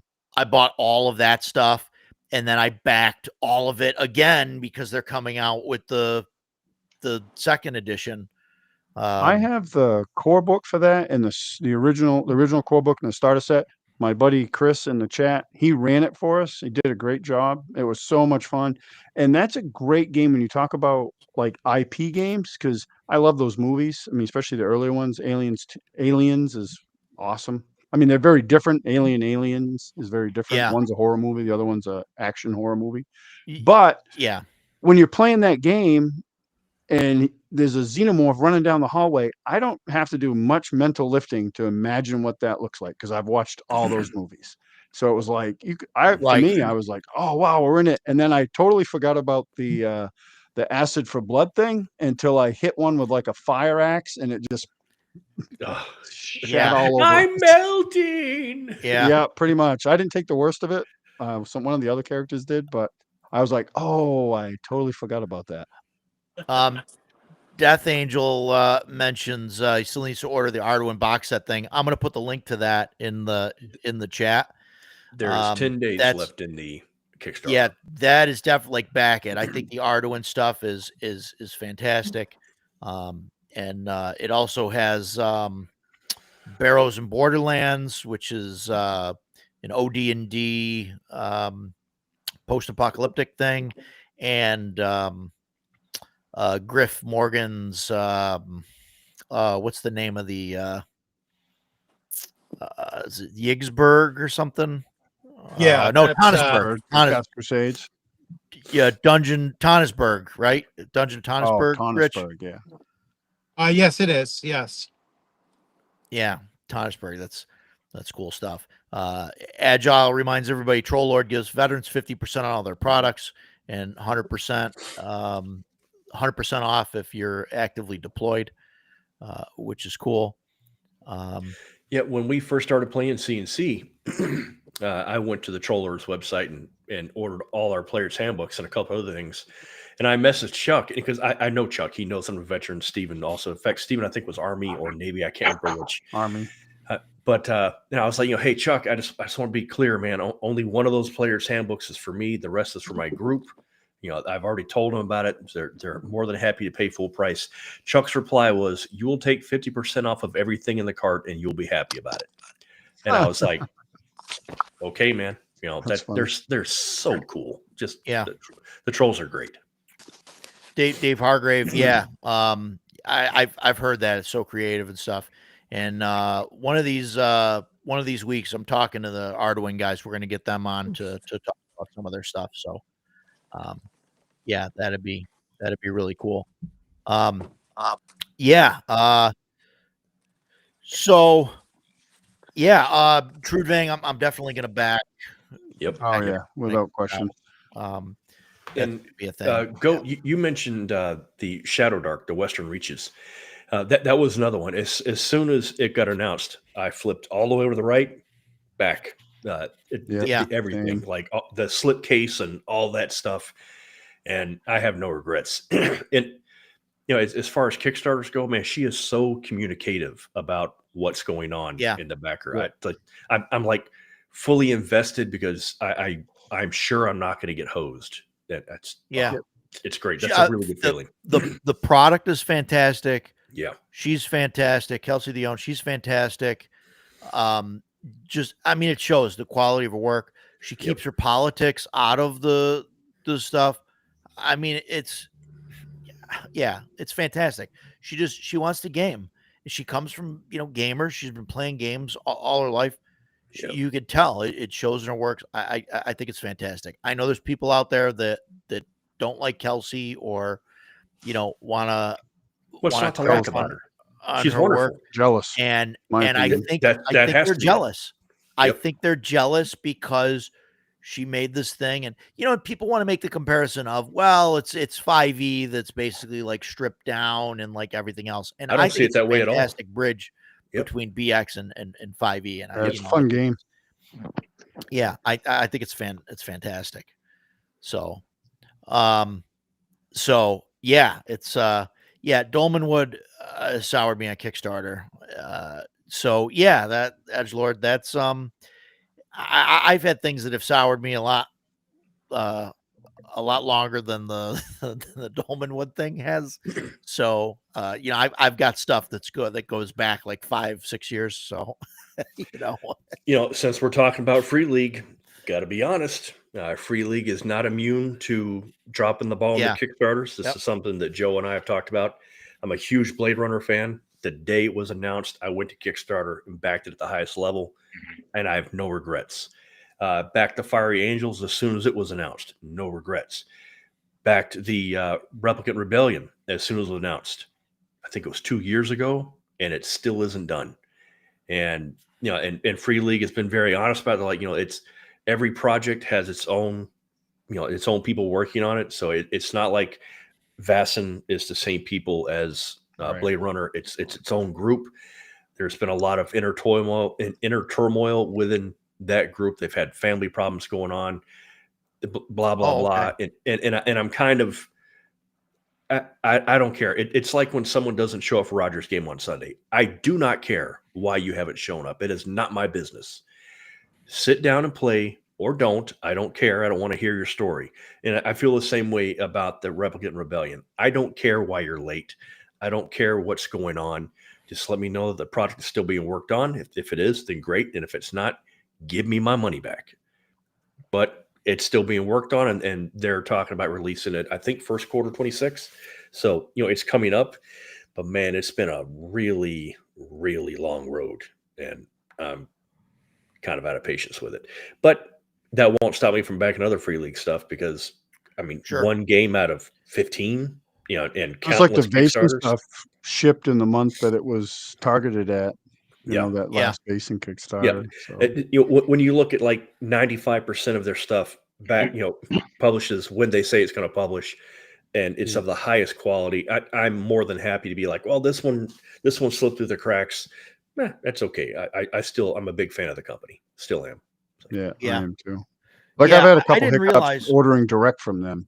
Is like during their Black Friday sale, like I placed an order and it was bang, bang, bang, they ship it. And then I placed another order, I think it was the same day because I didn't realize one of the other books was on sale. So I ordered that. I don't know what happened. It took like 2 weeks for that book to ship. And I had to email them, and but That's my only real issue I've ever had with Free League is that, like ordering. I had thought that they were just. I thought that it was one group. I never really researched it to see. So it's interesting to know that it's it's different groups. Each game has like a crew, I guess, that works on. Yeah, I thought it was the same like people, and so because they were small, they had ended up migrating to other projects and things, and that's why it slowed down. So yeah, and I mean I don't know. I get the Kickstarter thing and like the time thing, and I think a lot of these companies have no idea like what they're doing as far as like choosing a length of time. There he is. There we go. Yeah. Okay, Hey, Rich. We can hear you. We can see you. See you. I just got home. I know. Welcome to the show. Times on the ride in, I know it broke up a little bit, so yeah, I might have missed some. No, that's okay. That's okay. Yeah. Yeah, you were a little choppy here and there, but yeah, but yeah, I like the Kickstarter thing. I've got stuff that's like behind on Kickstarter, but like these guys, like you get the stuff, right? Like you get it. Yeah. Like I know, and I know like Death Angel mentioned Goodman Games. Like I've backed their stuff, and I think every single Kickstarter of theirs has been, I don't know, 3 to 6 months late. But I always get it, and so like I know like I would back to stuff of theirs and get it, and it's fine. Where and like so these guys, I think it's fine. Like I understand you guys are upset. It's late. They've had problems and all that. And it's upsetting. I'm not saying, oh, you should just, be okay with it. But like they're good for it. It's going to be there. It's going to be an excellent product. Like I'm confident of that, Mm-hmm. Oh, I'm sure it will. Keeping on with the Free League topic. Yeah. The high production value of the Kickstarters, or not the Kickstarters, but their quick starts and their basic box set. For me, it is like I'm looking at the corner of my eye. I'm looking at my Blade Runner box here. The cases that you get, whether it's the Fiery Angels, I'm sure Replicant Rebellion will be too. But the case file that you get with the starter set is incredible. The problem is it's almost too incredible because you've got these glossy photos of the case scene and all this stuff you can manipulate, and it's super awesome. Yeah. We finished the case file. Next weekend, we're going to do my home game I'm going to be doing. Here's my grainy black and white photo printed off on my work printer on super cheap paper. And this map is my squiggly, shaky hand nonsense. And I'm like, when you and I played the quick start at PAX. Yeah. Yeah. Guys, I am a nut for Blade Runner. I have the special edition Blu-ray with the little suitcase and the origami unicorn and the spinner. I've seen it hundreds of times. When we played it, I felt like I was in the Blade Runner universe. I honestly felt like Decker investigating these incidents. Yeah. And so I worry as a DM trying to run this system that I absolutely love in the setting that I adore. This actually goes back to what Takado was saying about the One Ring. I don't know if I've got the chops to run this game the way it deserves to be run. Yeah. and that's kind of a bummer, but also that's just my head. If I was running Blade Runner, I'm sure everybody's going to be fine with my grainy 5x8 stuff. No one's going to care. But it was just so good playing that. I don't know. I feel the same way. I feel the same way that their products are so good that like I feel that if we switch from doing one of their one shots to me running a game, like I can't compete with their stuff. I just want to hit this edgelord comment right here. I want to just this right here. DCC has too many tables. False. It doesn't have enough. No, you're absolutely correct, Edgelord. It has far too many. It's got ridiculous dice. Anyway, is Blade Runner system Why good? wouldn't I was going to say something about Blade Runner. Yes, the Blade Runner system is incredible. When I was playing it, Seriously, man, I was sitting there at the table, and the scene in the movie where Decker is looking at the photos, and Sector 74C enhance, click, click, click, click, and it enhances. I was sitting there with my cell phone with the camera zooming in, going enhance, enhance. I did that for probably half an hour, and I was seriously, I was finding stuff in the photos, and I was like, there's a phone booth back there. It looks like a video. Is there any video footage of this? And the DM was like, yes, there is. And I kept going with it because I'm willing to spend all night doing this nonsense because I'm crazy. And finally the DM said, you have found everything there is to find here. I'm like, okay, cool. I'm ready to move on. I'm good to go. Yeah, it's great, man. It's so good. Specifically though, he did mention his Blade Runner system good. Yes. So you have to, but you do have to get the starter set. Yes, you have to get the starter box. Yeah, because the other companions, and the reason why I didn't back the most recent of the case files was because they've added new professions, and yet you still are supposed to have it. I mean, according to them, they're like, no, you just take the pre-gens, the 4 pre-gens from the first one, you carry them through. And it's like, if you're adding a new, and I asked this, in the thing when I was first backing, the most recent Kickstarter, and I was like, why don't you have as a stretch goal? It would cost you nothing to do this, is to add new pre-gens for the new professions that you're adding. And they didn't do it. And I'm like, agree. It 100%. really does, it really does that's a take misstep. away because, like I said, it would cost them nothing to do it. And at least you'd have a whole bunch of pre-gens that you can introduce as NPCs if the players are making up their own or whatnot. And it allows you to build off of it. Now, so I was like kind of put off by their response, to that one thing, because they were like kind of asking like, hey, what would you like to see? And it was like totally ignored, so I was like, all right, I'm not going to do that. But if they are going to do a 50% off everything and,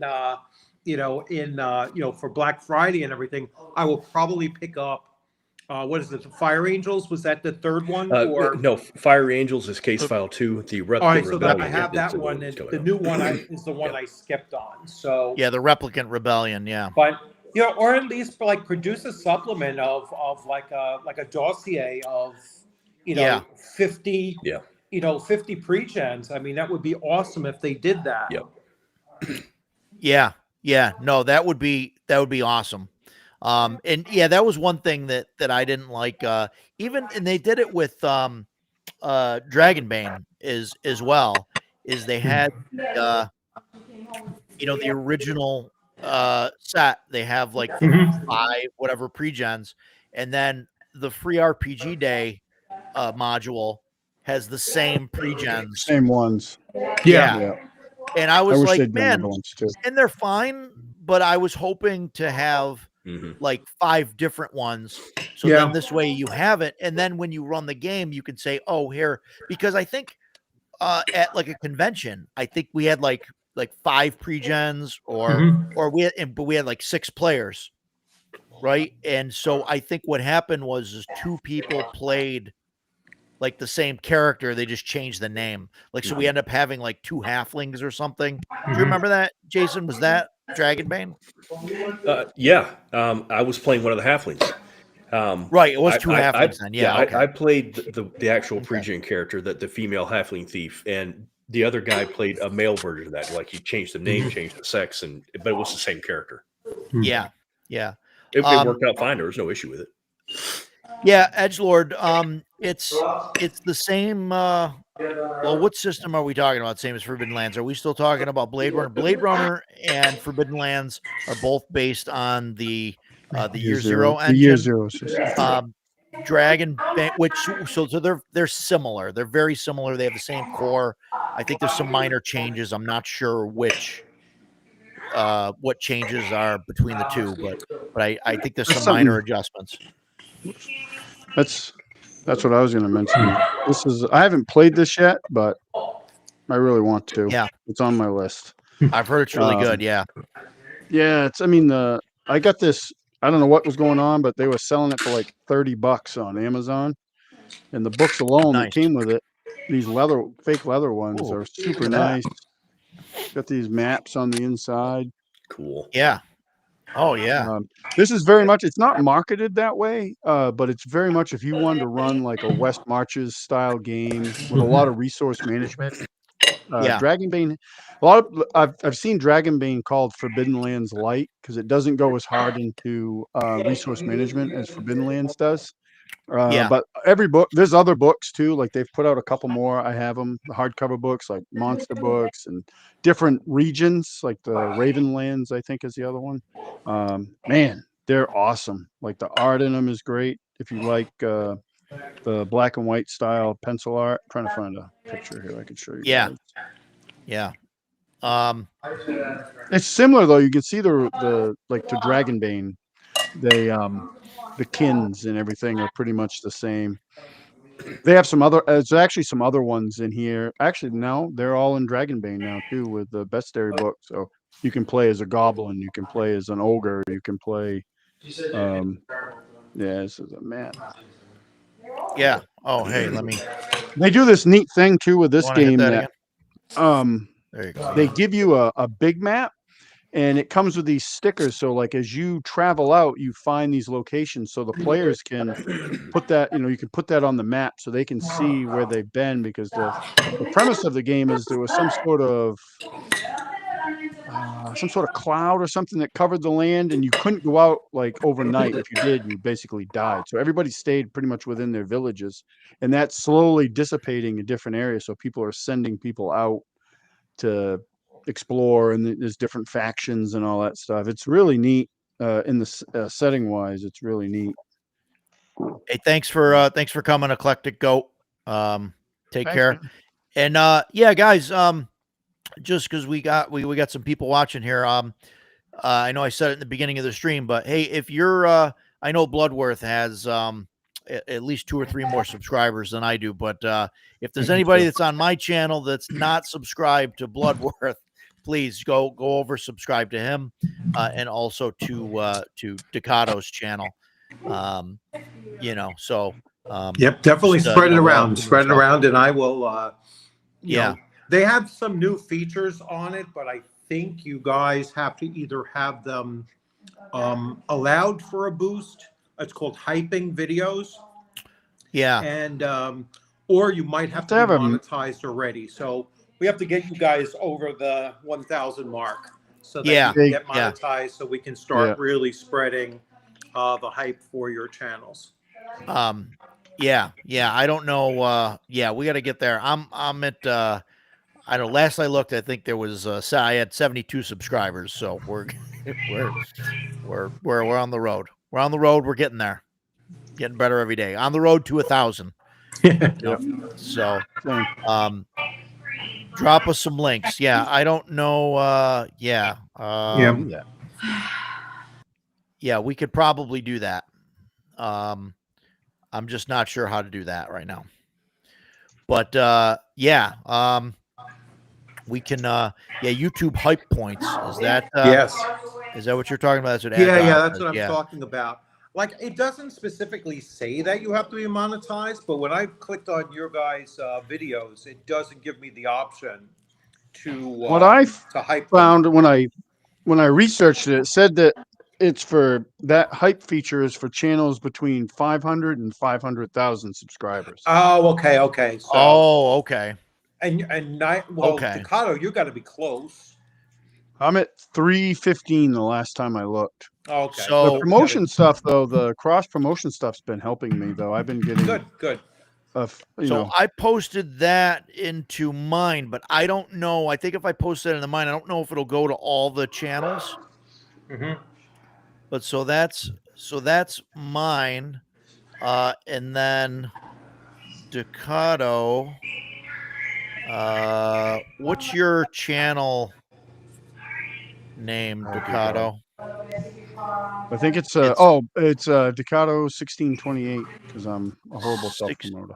1628, because that's the year you were born. Yeah, Yeah, pretty that much. was the year you were born. So you were born 16, isn't that? Or two of You're a Vampire? sock account. 1628, you there's- said? Yeah. Picado 1620. I've been thinking about. I got 1628, told yeah. by Joe the lawyer that I need to change it to Troll Den Painting, which I probably should, but I've had that Yeah. channel name forever, so I probably should.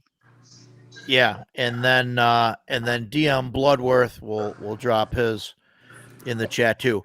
I don't know if that'll show up for everybody on everybody else's.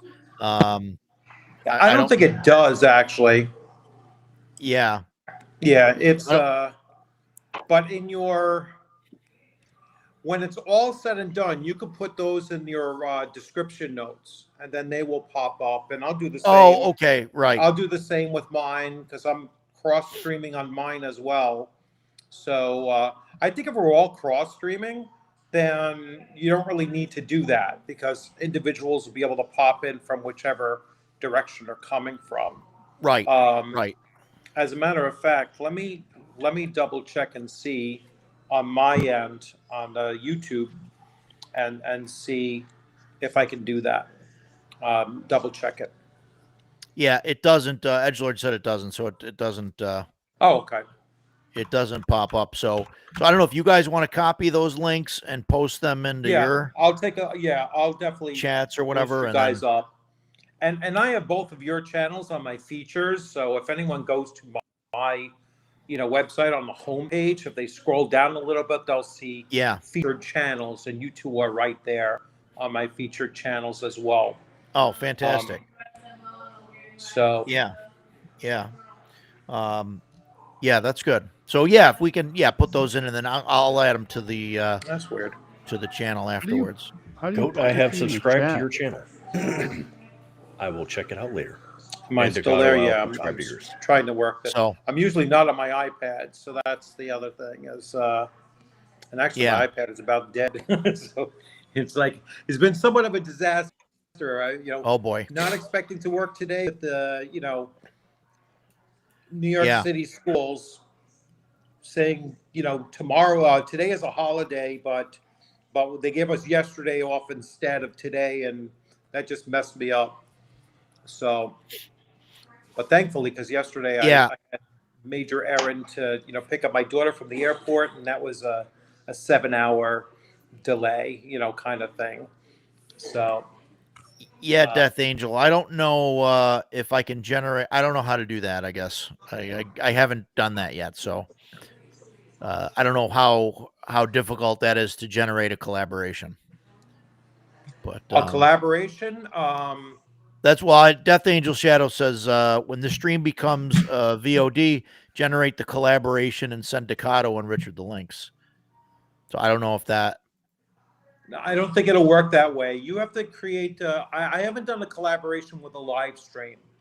I don't know if it works the same way as with a regular video. Yeah, because it's already uploading as we speak. Yeah. So I don't know if it would work that way. I've only done it like you said. Like I make a video and then when I'm posting it, I just bring up DM Bluddworth and he graciously shares my nonsense. We could figure this out probably off stream, not in front of everybody. I'm sure that this is really interesting. Show to our audience. high tech we are in front of everyone. But, I am definitely low tech. But So we could figure that out after. I know I don't know if any of the other Freely games do it, but I know the Alien game had it has like the difficulty setting on it. I assume they're going to do that with the second edition. I forget. I don't have it in front of me. I forget what they called it, but they called it they called it like cinematic mode and something else, and they kind of made it so it like you could play it like a regular like RPG, and it was like really deadly and like more realistic. And I think that was like the cinematic thing, or you could play it more like a campaign mode, where you can do where your characters probably survived. The characters are more hardy, they're harder to kill. They don't they definitely don't in the cinematic mode. I think that's probably what, if Chris is still here, he could tell us which mode we got, but when we played it, we all died. We all died. I think it's the cinematic mode where everybody dies, and that makes sense. I think because everybody in the movie usually there you go. Usually buys Eclectic Goat.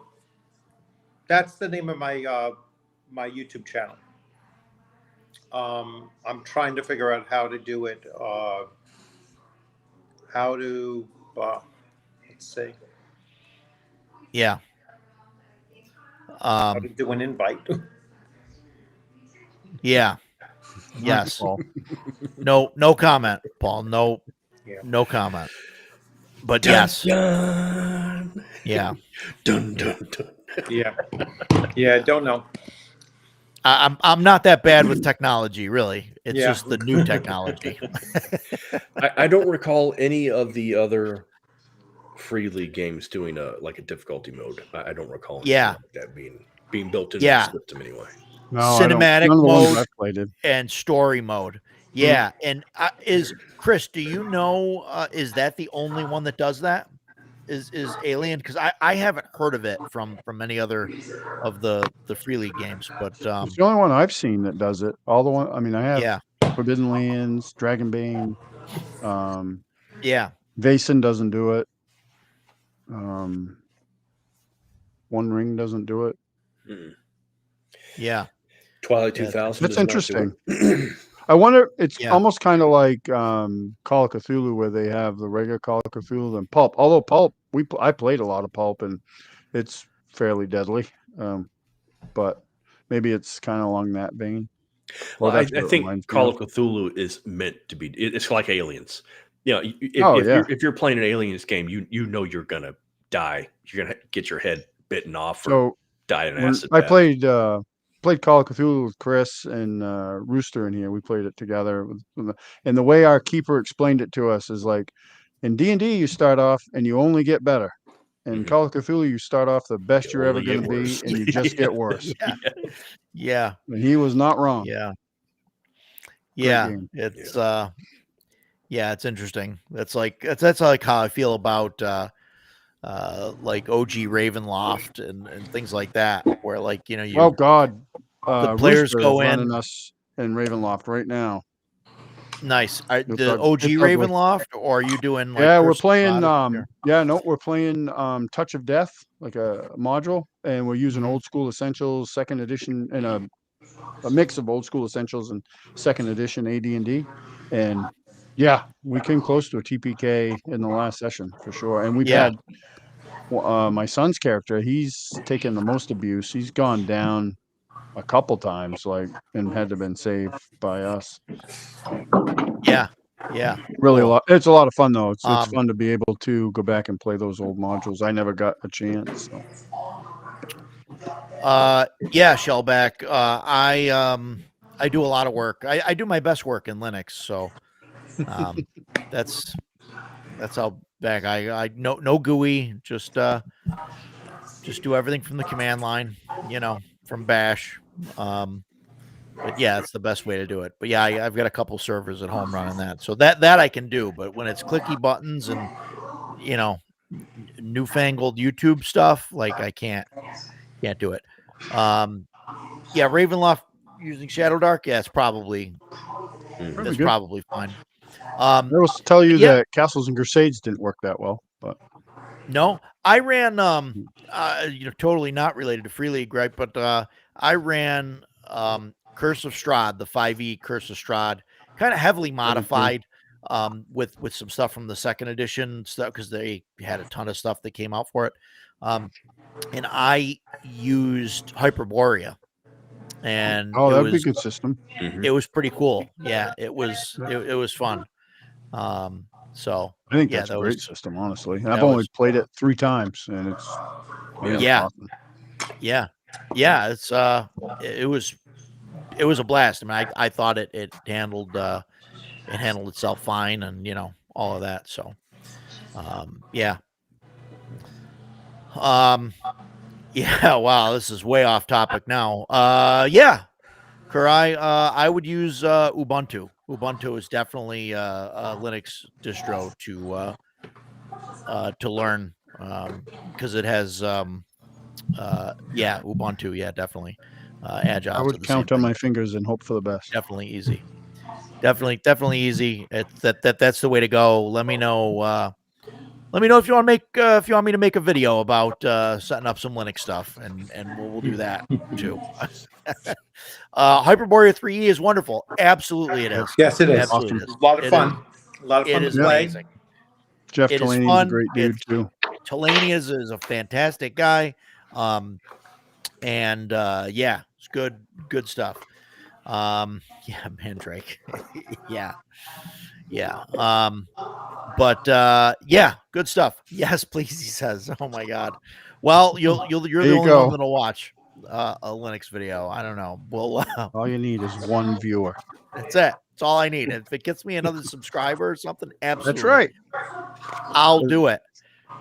That's right, Bluddworth. That's how Bluddworth got over 4,000. You do what the audience wants, right? You just trudge along. It took me 9 years to get to 4,000. Some people get it in a day, So I don't. Yeah. You can't. You just don't dwell on it. It'll happen. Over time. It'll happen. No, I'm not. Yeah. And just put out there what you want to put out there. That's the other thing. It's like I won't. Could I have double the number if I was spending time doing 5e content? Sure. Sure. But sure, absolutely. It's not interested in it, and it'll come off when you're not interested in it. You know what I'm saying? Right. It's like, yes. You can't fake it. It's like it doesn't work online when you're trying to fake it. So yeah. It was brought up earlier about we touched on the Free League games, like doing campaign play. I think it was mentioned for one of the one of the Year Zero engine games. Yeah, was it Vaesen? Yeah, Vaesen. So I mean, I assume that it's not bad, right? Because that's you get at the end of the session you get XP and you use that to buy like another rank and a skill, right? Yeah, Vaesen. Someone asked specifically about Vaesen. Vaesen is you can do one shots. It's also designed for campaign play. Like a lot of their games, they have like stronghold rules, I'll call them. So in Vaesen, you have Castle Gillenkreuz, at least in the original Vaesen. It's now moved to different areas of the world with the latest books, like Prague and stuff like that. But you have Castle Gillenkreuz, and that's a pretty neat system because you can also use your upgrades in that to buy features to your stronghold, which gives you things. Because in the Mutiny of Zero games, there's a preparatory phase, like you get your mystery or your invite to go and investigate, and you can prepare, and then each player has to decide, how do I prepare, which helps them down the road with the roll or something like that. And the castle can have all sorts of things in it. And that starter box that just came out actually has a layer by layer map, which is neat in one regard. But like the session I ran a few sessions of Vaesen, and the first one was all about the castle, and I didn't have that map, which was actually kind of good because then I could just kind of ad lib, like, oh, you find this library or whatever. The mystery actually took place at the Castle Gillenkreuz for them to get started. And then I did a mystery from, I think the core book. I did the mystery in that. So it is definitely designed for campaign play. Sure. That sounds cool, Paul. Yeah, Paul said he's Jeff Delaney is working on Chromarium book, which is cool. City book. Big City, either book or a box set. He's not 100% on which one. Yes, I saw that Macros had Jeff Delaney on, and I was not able to watch it, but I definitely want to go back. I watched I'm going to definitely check that out. It was really good. It was good. I watched it today. Yeah, that's cool. Yeah, Jeff's a good guy. Jeff is chance awesome. at ShireCon to shoot the breeze with him a little bit, and yeah, that's cool. So So you think campaign play in most of these freely games are fine? I know that Ducato, you and I talked about a little bit about some of that. I don't know, like maybe in a thing where you have, you can just keep buying like more ranks, or you can keep, going up.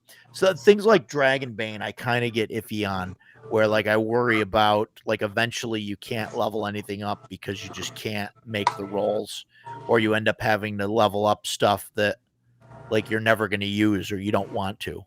So the thing of it is though, like, I've played. I'm trying to think the longest Dragonbane adventure I've played, and I think it was 16 to 18 sessions before we came to the end of it. The thing of it is though, is those other skills are valuable. So like how my group typically does it is, so say I have a guy that I have a dwarven fighter, and he's good with axes. So now I get 5 chances or whatever to level something up at the end of the session. I'll always try to do my axe. I won't always get it. But then I will turn around and hit some of my lower stuff, just because those skills are important. It's not a huge exhaustive list of skills.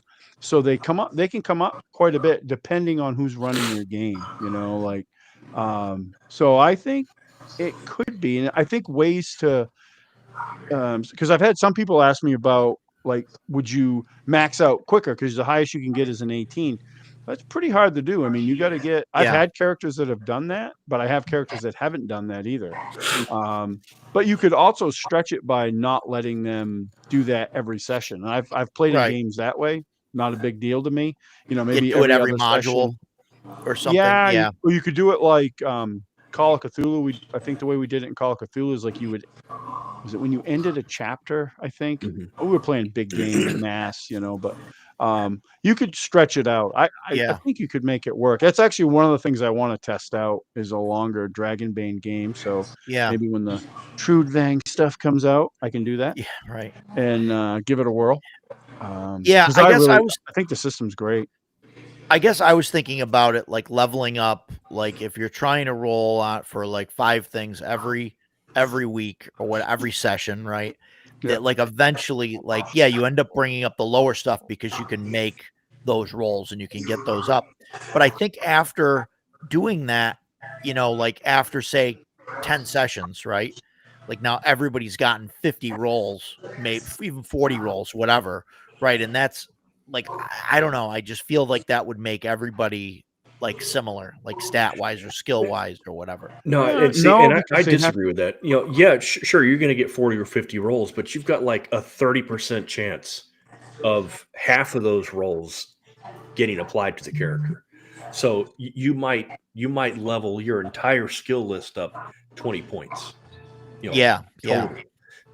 So, and the way the professions work, you'll have like, and they're all the ones I've had in games have been largely very valuable because they can do different things.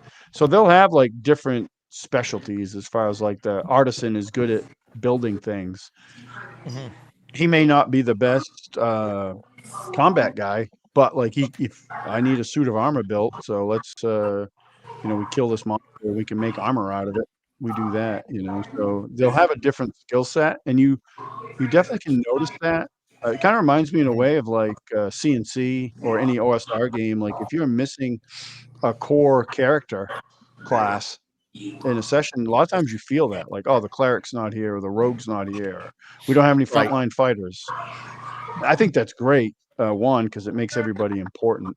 Not everybody can do. You can kind of do everything, but the artisan's going to be way better at building stuff than my dwarven fighter is. He just sucks at it. Rooster mentions that that there's no guarantee increase any of the skills. And that's true. And I mean, if you take 50 rolls, you're right. If you only have like a 20% chance, then that's roll only like me 20 points or whatever, probably less. Now you told me that you always roll low, so that's why you play until it comes time to improve stuff. It works great in play, but when it comes time to make upgrades, all of a sudden I should be in Vegas. It's like, what the frick? Nice. Nice. Yeah, good Yeah. times. I do like Dragonbane though because it's a rolo system because I habitually roll horribly. So like Yeah. Dragonbane Yeah. usually works great for me. I don't know, and I know that I sound like a broken record to Jason and Joe, but the roll under systems, like, because they're like fixed difficulty, you're only rolling against yourself. Like, I don't know, I just could never get into it. I mean, I've played Mothership. I like Mothership. That's Mothership's fun. percentile roll under. I played Dragonbane, ran Dragonbane, love it. It's fantastic. I just, for like long-term things, like, I don't know, just rolling against yourself for everything instead of having any kind of like, like, it just bugs me. It just bugs me. What I like about it is the speed of it. Yes. Right. Yeah, we mentioned that earlier. And I roll like shit, Right. so it works There's great. no Two math. things I like about it. There's no no math. math, and Roll the that is die. fantastic. Yeah. Right. Even Mothership has math because it's like, oh, Yeah. do I have a +10 to this, or do I have so you got to, figure that out. But yeah, that's the thing. You know what the number is because it's on your sheet, and you just roll the die, and you got to get under that number. And You just look at it and go. right. I just don't like. I don't know, like, the spell casting is fine, right? You're trying to roll under your intelligence or whatever, but like your weapon skill, like, I don't know, like, you're trying to hit. I always make the same example, right? But like, you're trying to hit a goblin, you're trying to hit a giant, you're trying to hit a dragon, like, it's the same roll. And I don't know, like, I think it should be harder. Well, the thing is hit something that's those adversaries add different levels of difficulty of hurting them, right? So if you're fighting a dragon, I'm sure his armor rating is going to ignore the armor most rate of your higher. damage. Yep. Yeah. Whereas if I hit a goblin, Yeah. he's going to feel that a lot more because his armor rating sucks. Right. Right, and that's and how you they're can doing add that. levels of difficulty or bonuses to it because you have the Bane and Boon system. And those, unlike like say 5th edition, it's advantage, disadvantage. But unlike 5th edition, those can stack. So like as a game master, if it was something really difficult, I could tell you that you roll with double Bane on it. So you would roll 3 dice and take the crappiest roll that you get, or you just roll with a Bane. I've never seen it. I think it's happened a couple times in our games where it's stacked, but it would, like, with if you've taken conditions or anything like that, and then on top of it, like a circumstance causes you to have a Bane as well, and you have a condition that you've pushed a roll, and I'm mad because that's the default in our Dragonbane games. Everybody goes mad first, and I'm angry, and then I'm angry, and then so that affects your skills in that are attached to that attribute. I think it's such a simple but really elegant system as well. Yeah. It's why if I'm not playing like a D&D style fantasy game like Castle Crusades, OSC, Hyperborea, any of those, like Dragonbane's my favorite fantasy system. Mm-hmm. Yeah. No, I like it. Like I said, it's just the biggest hang up for me is the roll under thing. And I know, and I've heard that, like my record. buddy Zagig that's in the thing, he really likes Dragonbane. I ran it at one of our gaming weekends, and he liked it enough he bought it, and he's run it for us at gaming weekends. And I think he's even said that to me, like the roll under is, and it's weird. I mean, because we all grew up playing D&D where it's always like roll high, unless you're making an attribute check in the older games. But I get it. I just, like I like it for those reasons because it's fast and I roll like shit. So no, it definitely is. It definitely is. But I think that keeps me from using it as like a campaign game. Right. I think like I was talking earlier, I made the list of like games that like I want to run or whatever, and like Dragonbane doesn't make my list of games that I would run a longer campaign with. A tear rolls down my cheek for hearing that. No, I mean, and I would run like a 6-session campaign or something, right, with it. A short campaign. I think it'd be fine for that, but it's not something that I would say, okay, this is a system that I want to run for, a couple of years. I mean, because that when I say I want to run a campaign, Like, I don't mean I want to run 10 sessions. For me, a campaign, I want to run 100 sessions or something. Mm-hmm. Like that. When I say campaign, that's what I mean. Yeah. So What one do of you my think? groups that I play in, Go ahead. my friend ran this adventure. This is Yeah, a old school essentials adventure called the Elder Oak. Okay. And Yep. we ran it using Dragonbane. And this little 26 page book lasted us 16 sessions. I think it was 16 or 18 Yeah. sessions. That's crazy. Man, that's awesome. Yeah. In Dragonbane. Yeah. This was actually a really good adventure too. So Yeah. Very That's cool. cool. Yeah. Rich, what are your thoughts on that? I saw you kind of, I don't know if you were going to say something As far about, as campaigns, like certain Yeah. game systems, certain game systems are not campaign campaign worthy, let's say, or they don't suit well for a very long campaign like you're talking about. I mean, I have the same thing with like Shadow Dark. Shadow Dark, to me is something you'll play for 2-3 months and then you restart a new campaign. It's right. It's like taking the characters from 1st to 10th level and then stopping. Agree. There's nothing to go beyond that.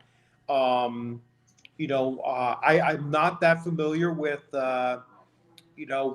actually playing or running Dragonbane, but same kind of thing with like Blade Runner.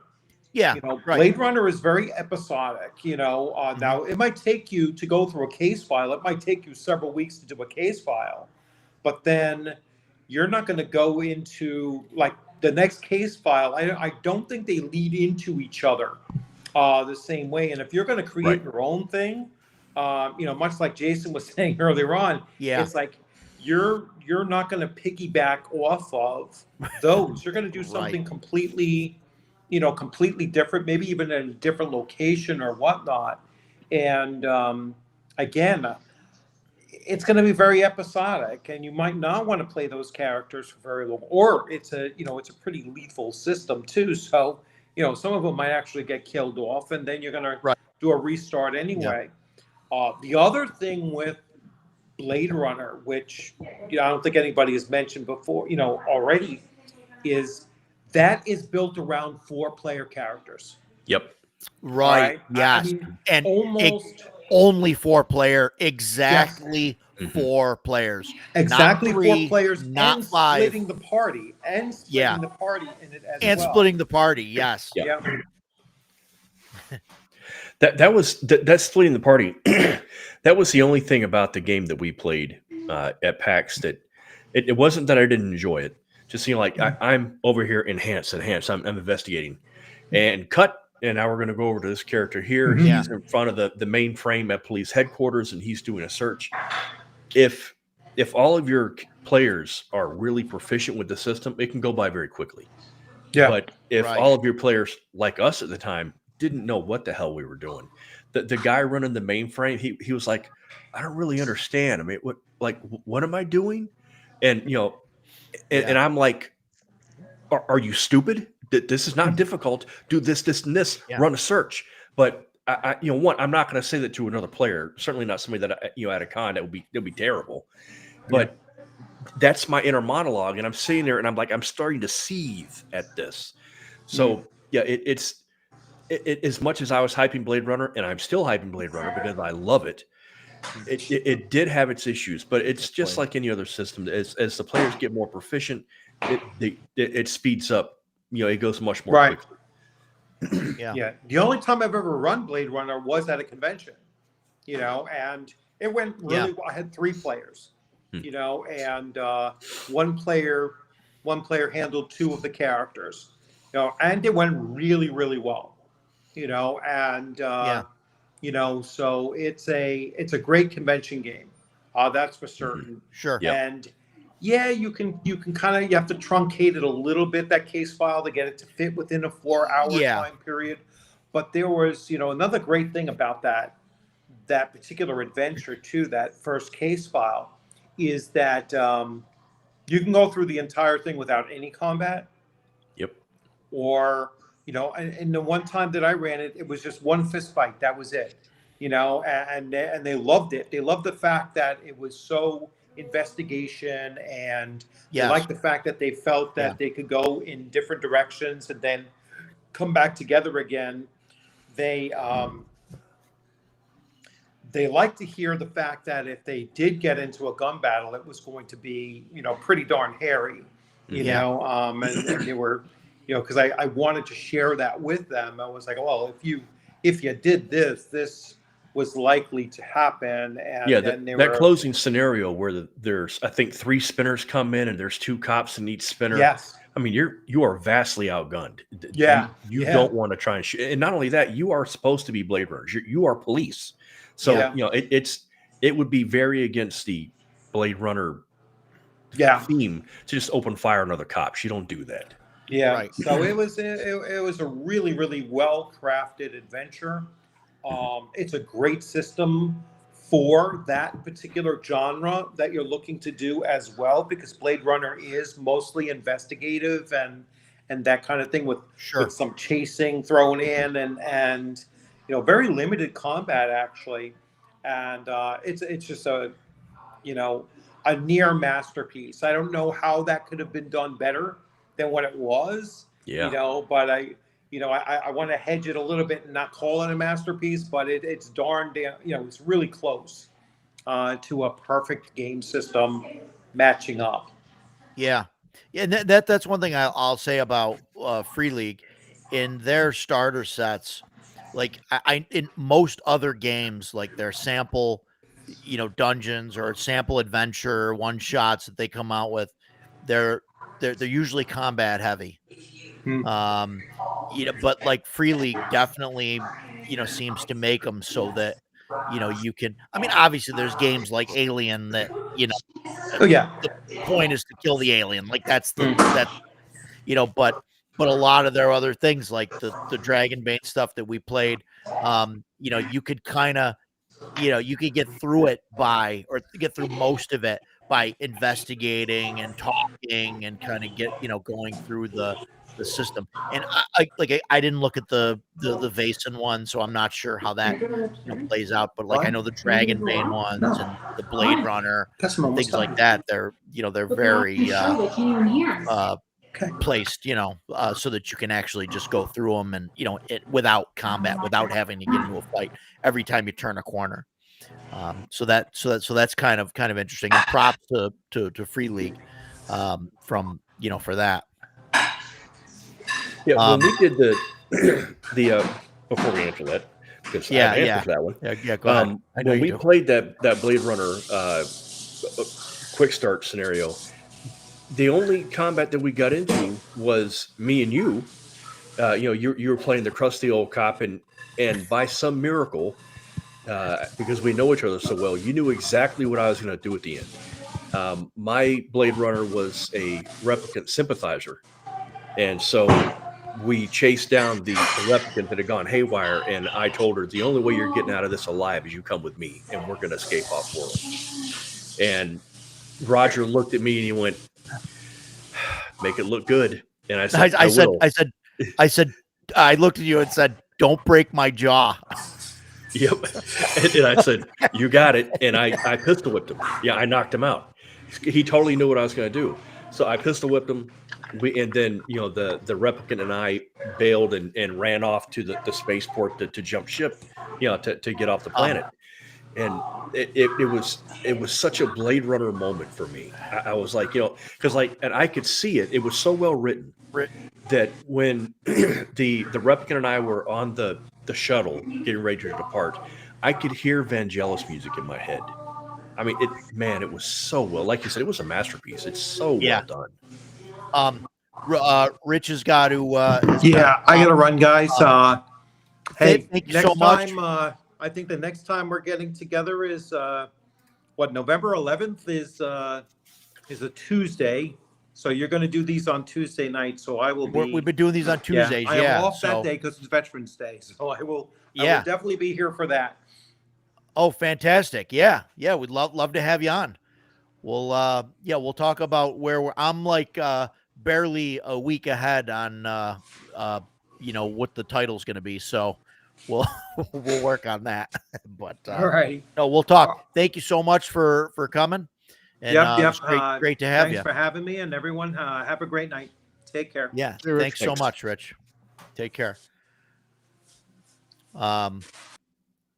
Back to the Pendragon question. Yeah. So let's see. Getting away from Free League. Yeah, we've been doing that all night. Yeah, we're good. Tried the latest Pendragon. So I don't think we played it. Mm-mm. I haven't. I don't know if you guys have. I played the starter adventure. That's in the box set. The solo, yeah. And Yeah. I bought the starter set, and that's as far as because it looked cool. I think I bought it at PAX a couple of years ago. We saw it. But that's it. Have you guys played it, Ducato or Joe? I haven't. No. Okay. I'd like So, to. no, go ahead, Jason. You're the reigning expert here of the four of us. So somebody said, where is it? It's great for what it does. Oh yeah, there we go. It is great for what it's designed for.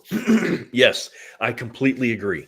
I said last week on last week's cast, I love playing paladins and knights and cavaliers. I want to be the knight in shining armor. I have wanted to be that hero since I was 11. That is what I'm always the first in combat.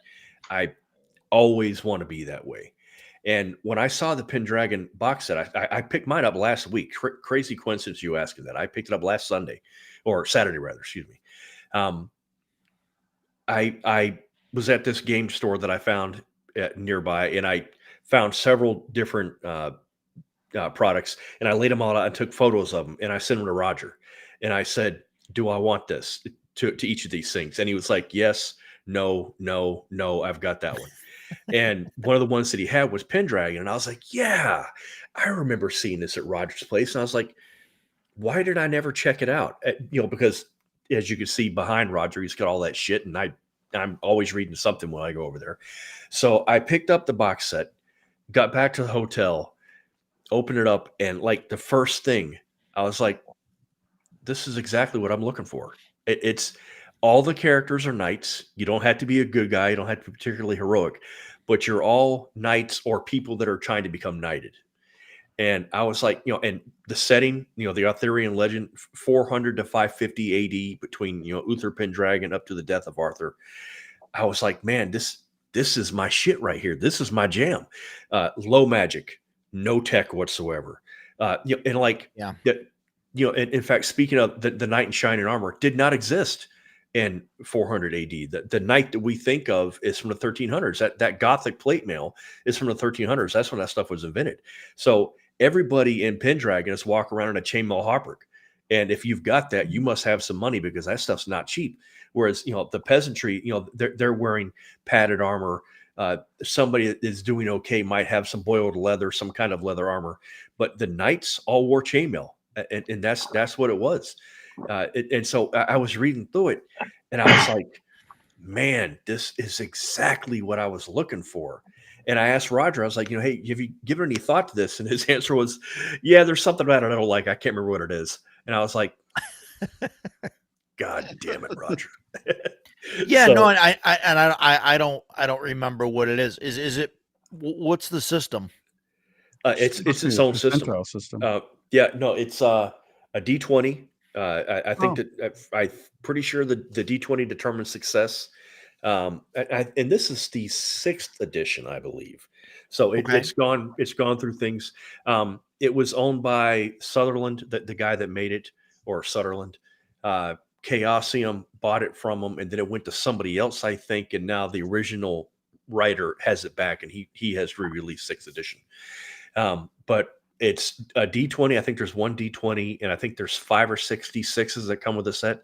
So the D6s determine damage and other stuff. The solo module is really light. You're playing a page, and you're friends with Arthur before the boy before he becomes a king. Your pages together.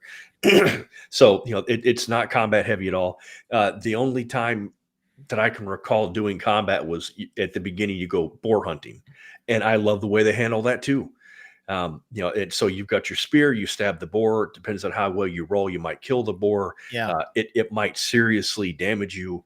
But before it kills you, one of the knights, I think it's K or Ector, runs up and finishes the boar off. So that whole scene, man, I just loved it. It's, and then that's the solo. And so once you get into book 2, it gives you more of the background on the period. And the only thing that's not like historically accurate in it that I've come across so far is that there's female knights. Completely not historically accurate at all. But that's the only modern gameism that I have found in the book so far.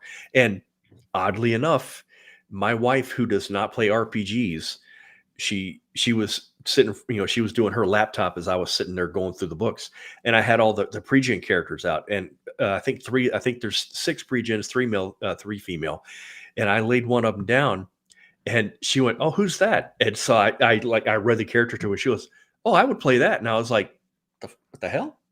And so I may be able to get her to play this game. That'd be awesome for me. I would love to be able to play a game with her. That'd be cool. So yeah, it's very cool. And I've only read about 20% of book 2, and there's 3 books in it. So I've still got a long way to go.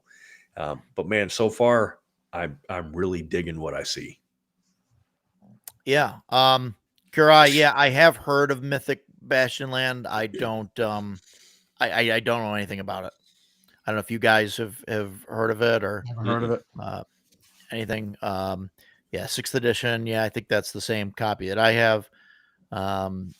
Yeah, D100 to D20. Yeah, I probably being Chaosium, the original was probably percentile D100, and then it's like you said, it's D20 now. But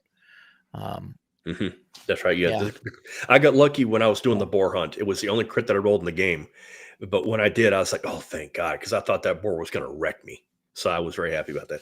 Yeah, Monk, I had no idea that Greg Stafford had passed on.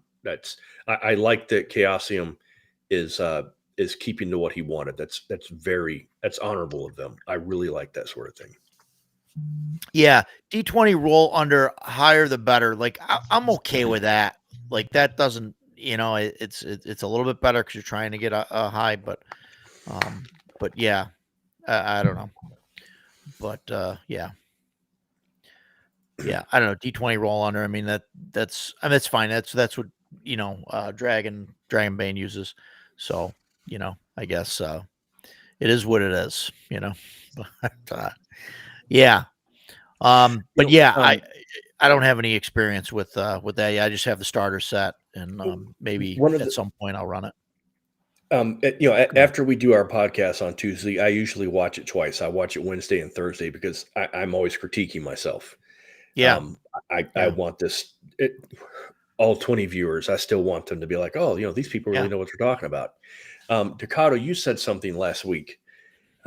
We were talking about Forgotten Realms, and one of the things that I said was, we didn't go to Waterdeep and all that because for me, I got kind of burned out on the Forgotten Realms lore. But one of the things that you had said was that you guys did do that, and you really liked it. You were like really excited to see Baldur's Gate and all these places that you saw as a kid. And I was thinking, and I was listening to that today, and I was like, man, that's such a great outlook. That's really cool. That's how I felt reading through Pendragon. I've read Mort Arthur, by Mallory. I've got it behind me in hardback. The Once and Future King by T.S. Eliot. I've got it in hardback sitting behind me. I absolutely adore that setting. Sir Gawain and Lancelot and all that. I can't get enough of it. So with Pendragon, I'm like, I'm going to get to pursue the questing beast. I'm going to pursue the chalice, the Holy Grail. I'm going to be meeting Lancelot and Gawain and Agravain and all these people that I grew up being completely enchanted by. So it's really cool to me. So it's like when I was thinking about it, I was like, oh, that's the same way Staccato felt about Forgotten Realms. Have you ever listened to or read Bernard Cromwell's trilogy on Arthur? I don't think I have. Yeah, I listened to it on Audible. It was really, it's not the I liked cycle, is it? No, I'm trying to remember what it's called. I listened to it and I really liked it a lot. Where's my Audible app? Library. Is that the I just tried to Google the Last Kingdom series. I don't know if that's No, that's a different Bernard series. He has Cornwell, one okay. that's specifically 3 books about Shellback, I'm Arthur. a huge fan of Stephen Lawhead. His historical fiction is so good. You ever read Byzantium? That's my favorite of his. But yes, I've read the Pendragon Cycle. It was great. Yeah, I've heard of it. I've heard it's good. I haven't. Yeah, I haven't read it. I think it was early to mid, maybe late '90s. Man, Lawhead was pumping out like a book a year, and they were all good. Oh man, the Black Rood trilogy was freaking amazing. Byzantium, like I said, is one of my favorite books of all time. So yeah, I've read Pendragon Cycle. It's very good. Bernard Cornwell, and it's the 3 books are Excalibur, Enemy of God, and The Winter King. I don't know if that's in order or not. Cool. They were really good though. I will check them out. I don't have any other than the stuff you hear as a kid growing up about King Arthur. I don't have anything, but I really liked them. Cool. Yeah. Byzantium I was always into some of that is stuff. St. Patrick getting kidnapped off the shores of Ireland, taken by Vikings, and he ends up in the Middle East. Read it. It's boy, and the ending, man, brings tears to my eyes every single time. It's excellent. Yeah, cool. I did listen to the first book in The Last Kingdom too. That was really good. I like Bernard. He's awesome. That's did they make that a TV show or something, or is And that Netflix? Yeah, they did it on Netflix. Okay, the series. And it is based on that. Yeah, it's based Is on it? his books. It's a long series. I think there's like 20 something books in the series. What is the? Is it still going? The series, or is that? I think it's done. I on? think they did the series. I don't know how many seasons they did, and then I want to say they did a movie too on Netflix for it. I don't know though. For whatever reason, I didn't watch it. I should, because it got really good reviews, and like I said, I did like the books. Yeah, 2015. Yeah, I just looked it up. It says 5 seasons. So that's not right for Netflix. Well, that's cool. Yeah, 5 seasons. The book was really total good. 46 episodes. Made me want to jump on a long ship and attack the English. And then a film. Yeah, and then they did a film. Yeah. Yeah, I should watch that actually. Yeah, interesting.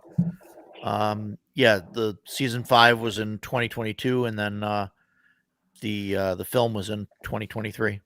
So that must have been like definitely their last thing. Yeah, didn't go like the way, like the premise of it. I thought it was going to go in a very different direction, and it didn't. Surprise me, which was good in a good way. Oh, that's cool. Yeah, I'll check it out. Yeah, for sure. That's cool, because I've been watching. I can't remember what I've been watching like recently, but there was a few things that I watched where it's like you just watch it and you're like, okay, I know where this is going. This is gonna go here and here, and this is gonna do this, and then it happens, And I think Fantastic Four was one of them. The latest one where it's like you just watch, like, okay, this is gonna happen, this is gonna happen, this is gonna happen, and then boom, boom, boom, all these things. I told you. Happen. It's like, and so I told you it was gonna happen. I didn't even see that stupid movie. Yeah, absolutely. I mean, I wanted to see it. I mean, I was in it for Ralph and Essen. I mean, I'm a fan, and he's in like practically nothing. So, but love the guy. I thought he did great too. So it was. It was fantastic. Shellback, we're talking about the Last Kingdom, the book series that was written by Bernard Cornwell, was it? Yeah, Cornwell. Cornwell. Yeah. So they did 5 seasons in a movie. So yeah. So yeah, we're talking about that. Yeah. Yeah, they tend to do that. They do that. Tend to do that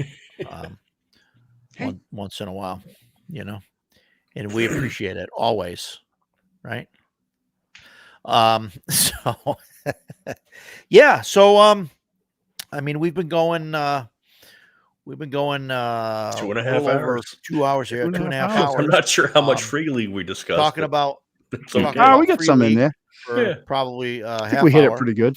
Of the total. What is there anything else that you guys want to touch on as far as the Free League stuff goes. Oh, yeah. Yes. I don't have that one. Yes. What do you got? Yeah, Twilight 2000, man. Hang on. Hold it up again. Let me get I'll put you on the big. Yeah, Twilight 2000. There it is.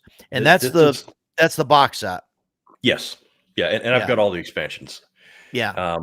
And including the pre-order that they're coming out with here in a few months. When I was in high school, I was in ROTC. Of course I was. Joined the Army and all that. And my buddies and I played this version of it that was produced in 1984. This is the original Twilight 2000. I remember that cover. Yeah. And it was amazing. I absolutely loved it. And so it was my first PAX. You and I went to PAX for the first time, and Free League had their booth table area set up, and I had never heard of Free League. I didn't know who they were. I didn't know anything about Morkborg or any of that other stuff. We walked by, and I saw this Free League sitting there, and I was like, "What?" Yeah, I remember that. Yeah. And I looked at it, and I was like, "Is this?" And I was asking the guy behind the counter, I was like, "Is this the same Twilight 2000 from the 80s?" And he said, "Well, this is the 4th edition," and he was telling me all about it. And I was like, "Take my money. I don't know who you are, and I don't care. Just take my $50." And I gave it to him. Go back to the hotel, dumped it out, and I was like, "This is incredible." The only downside, and I still laugh about this, in this version, the player's guide is 24 pages. The DM's guide is 31. In this version, the player's handbook is like 120 pages. Oh my God. I'm sure it says, oh no, I'm sorry. The player's manual is 152 pages. Wow. And the referee's manual is 112. Wow. So it is much more dense, but it's still very good. And any con I go to, I specifically look for Twilight 2K to play in. I've never played a Twilight 2K that I did not enjoy. I like it because if you know military tactics, if you use them in the game, they work. Even if you're running with a bunch of civilians, you can say, no, look, you go here. We're going to set up an L-shaped ambush. We're going to do this. We're going to do this. You go here. You do this. We do this. And if everybody does that, it works. It works like it does in real life. And there's always bad dice rolls, and the enemy, of course, can do whatever they want. So, but it plays like I want my military encounters to work. There's no fantasy involved. I used to play Spycraft. It was a 3.0, 3.5 game. I love Spycraft. It was great, but it was like James Bond on steroids. Everybody had cigarette grenades and the weird gadgets and all that stuff.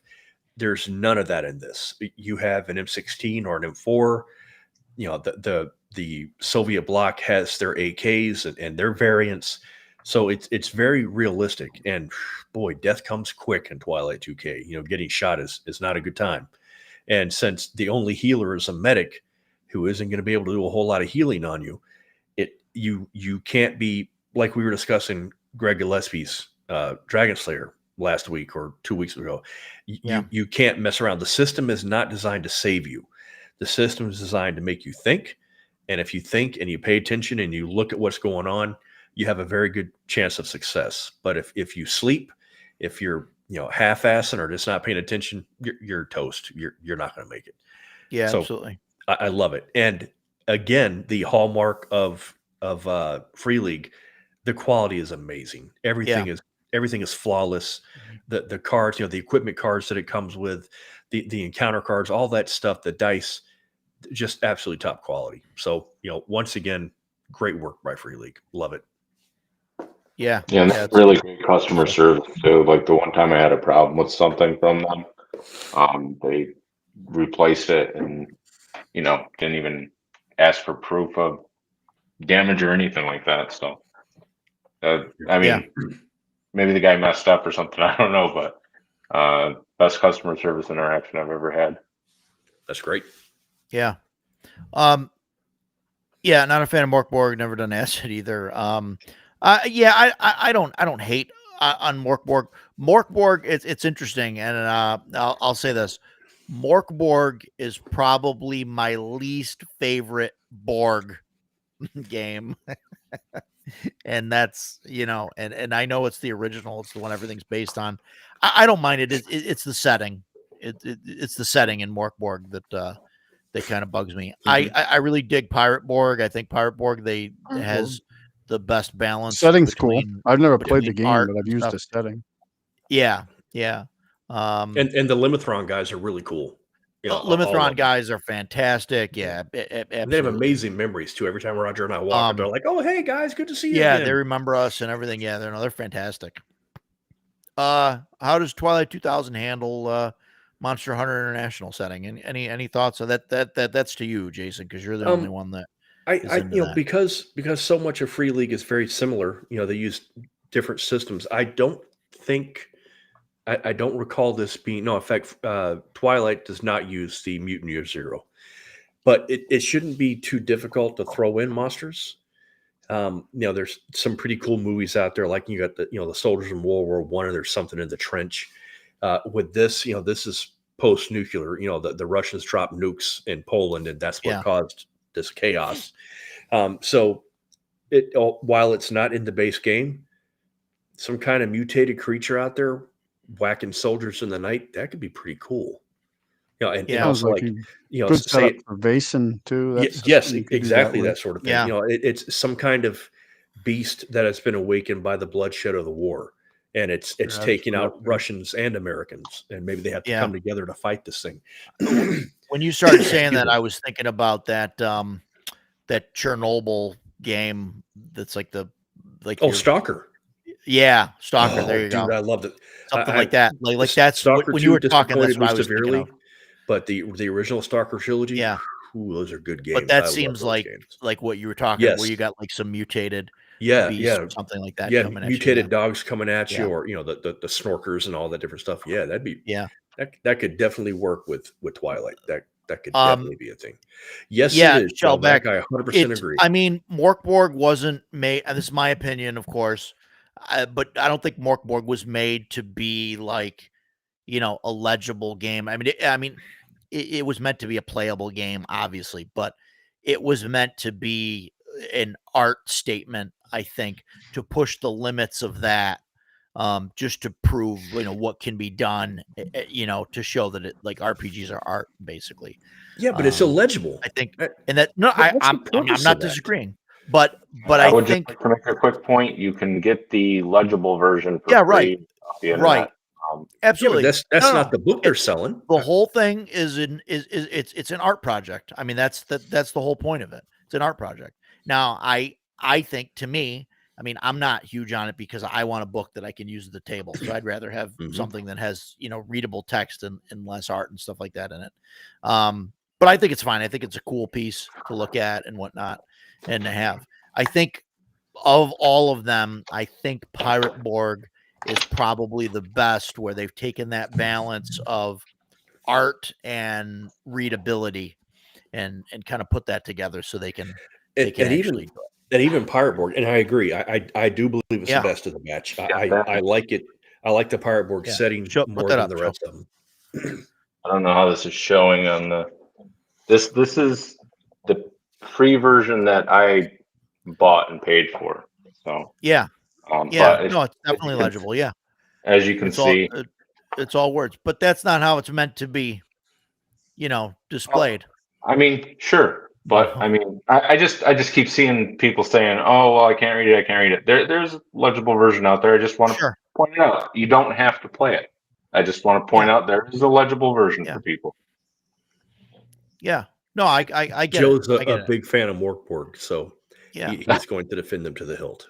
And I respect that, Joe. That's great. I there's a lot of things they do that I don't like, but I don't want to get into those things.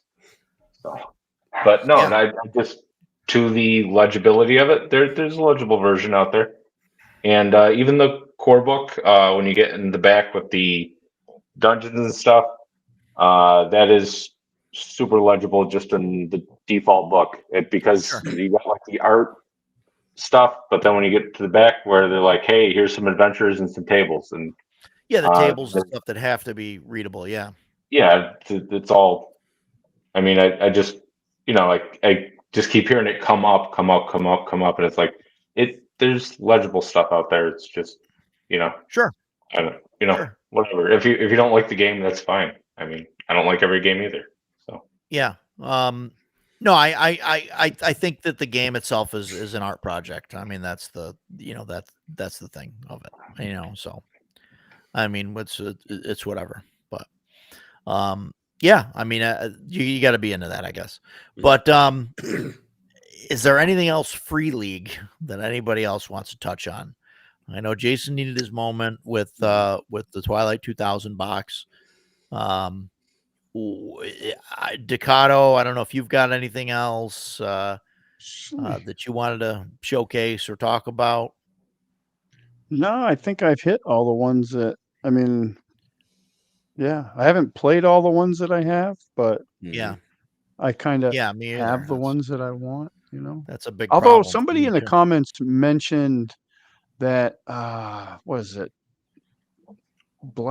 It's like Brimstone and Gunpowder and Brimstone or something like that. It's almost like a Warhammer fantasy style game. It looks great. Like the cover art and the art in it looks great. That's one I want to check out because I'm a big fan of old Warhammer. I have a lot of Warhammer 2nd edition stuff, and it would probably be a simpler system to use. I'm not even sure what system it uses, but that book's been on my list for a while. Yeah, the Black Powder and Brimstone. Yeah, I don't know. Yeah. I don't know if it didn't show up on the Year Zero engine list when I looked earlier, but it's probably something different then. I think it's older though, isn't it? I'm not sure, but that came out maybe last year. Oh, is it that? Okay, then it's not that old. For I don't some reason, think. I thought it was older. Well, maybe it is then. I'm not sure then. I don't know what system it is. Action pack, rules light, art heavy, OSR game. I don't know. It says OSR game, so to me that means it has to be a D20 system. But well, it has to be because that's the definition of OSR. I mean, maybe we'll have to have that setting. Rules light. I like that. Amazon Morkborg based. Okay, it's Morkborg based. Interesting. Oh yeah, compatible with Morkborg. So therefore, it is not OSR. We had that discussion a couple weeks ago too. Because I don't think, yeah, we'll have to do a whole. We could probably do bring up one thing just to like devil's advocate the whole thing. No boy, devil's advocate. Sure, absolutely, Joe. Roger? What would you classify Mork Manual as? No, that's not OSR. That's just that's taking Morkborg to play like an OSR game. To me, OSR it has a very specific definition, and that is something that is directly based on, and the rules are derived from OD&D, one of the 3 basic D&Ds, or AD&D. That is it. That is my definition of OSR. Now we can have an argument whether Shadow Dark is OSR. I mean, I like to consider it OSR, but in reality, I don't think it is. It skirts the line. OSR adjacent. It's OSR adjacent, right? Because Shadow Dark isn't based on OD&D, Basic, any of the 3 versions of Basic, or AD&D. It's based on 5e. And it's stripped down to the part where all that's left is Basic. I mean, I that's basically what it is. So that's why I'm saying that it's OSR adjacent, and then it's not OSR. And I don't consider Morkborg OSR because I think it's too far off the reservation. You know what I mean? Like OSR is directly off of that tree. As soon as you make branches again, you're no longer OSR. Yeah, I agree with you. That's of course my opinion. I mean, I think I'm right, but I'm sure everybody has their own opinions. Everybody has their own definitions. Well, yes. Yeah, OSR next gen. I guess, but that gets ridiculous. I think. I mean, Shellback. I understand what you're saying. But then like what? So now we have to keep track of. Okay, this is OSR.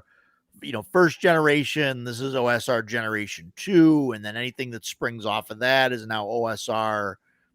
Generation 3 or 4. Basic Fantasy, yes, I would consider Basic Fantasy OSR because it's based on Basic, BX Basic. So I consider that OSR. But I mean that's that's a topic that we don't have the time to. I could talk for an hour about that. So yeah. OSR, new SR. Yeah, I would call it new SR, which is basically OSR adjacent. I mean, that's where I am with that.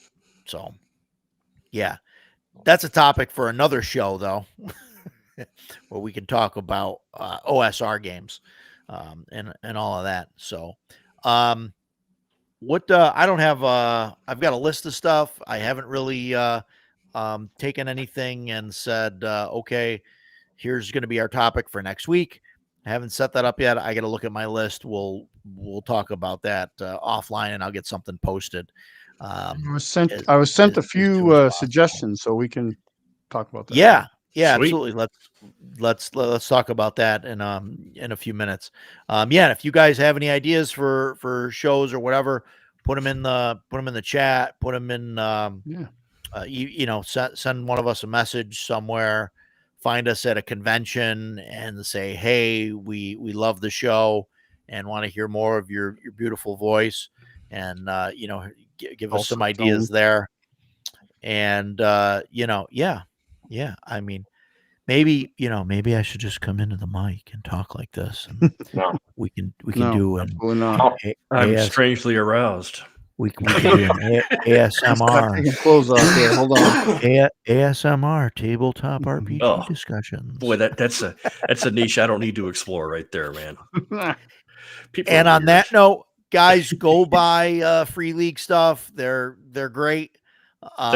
Go buy the Arduin.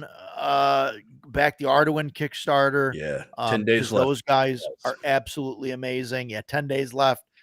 Do that. Subscribe to my channel if you're not ASM. Hang on, I put this up there. ASM Roger. I love it. Don't encourage him. Subscribe to my channel if you're not subscribed, and I'll say it. Just gently click the subscribe button. Don't smash it. We don't want anybody breaking their mouse finger or their mouse button. Subscribe to Decato's channel. Subscribe to Bluddworth's channel, and I don't know, Jason and Joe. They'll have a channel at some point, I'm sure. Nope, I'm happy to be. As long as we keep talking about Dungeons and Dragons, I'm happy to be a guest on yours. I have no desire to start my own. We're going to talk about Morkborg next week. I think we'll talk about all that. No, that Joe will run that show. You'll see me doing this. Yeah. You must be doing your job. Yeah. So you won't be sleeping because I'll be blasting death metal, Jason. That's why. Yeah, I'll turn that right off. So, on that note, good night, everybody. Thanks for coming by. We will talk to you guys next Tuesday, same time, same channels, and we'll figure out what we're going to talk about. So, take care, everybody. See ya. Thanks, guys. See y'all.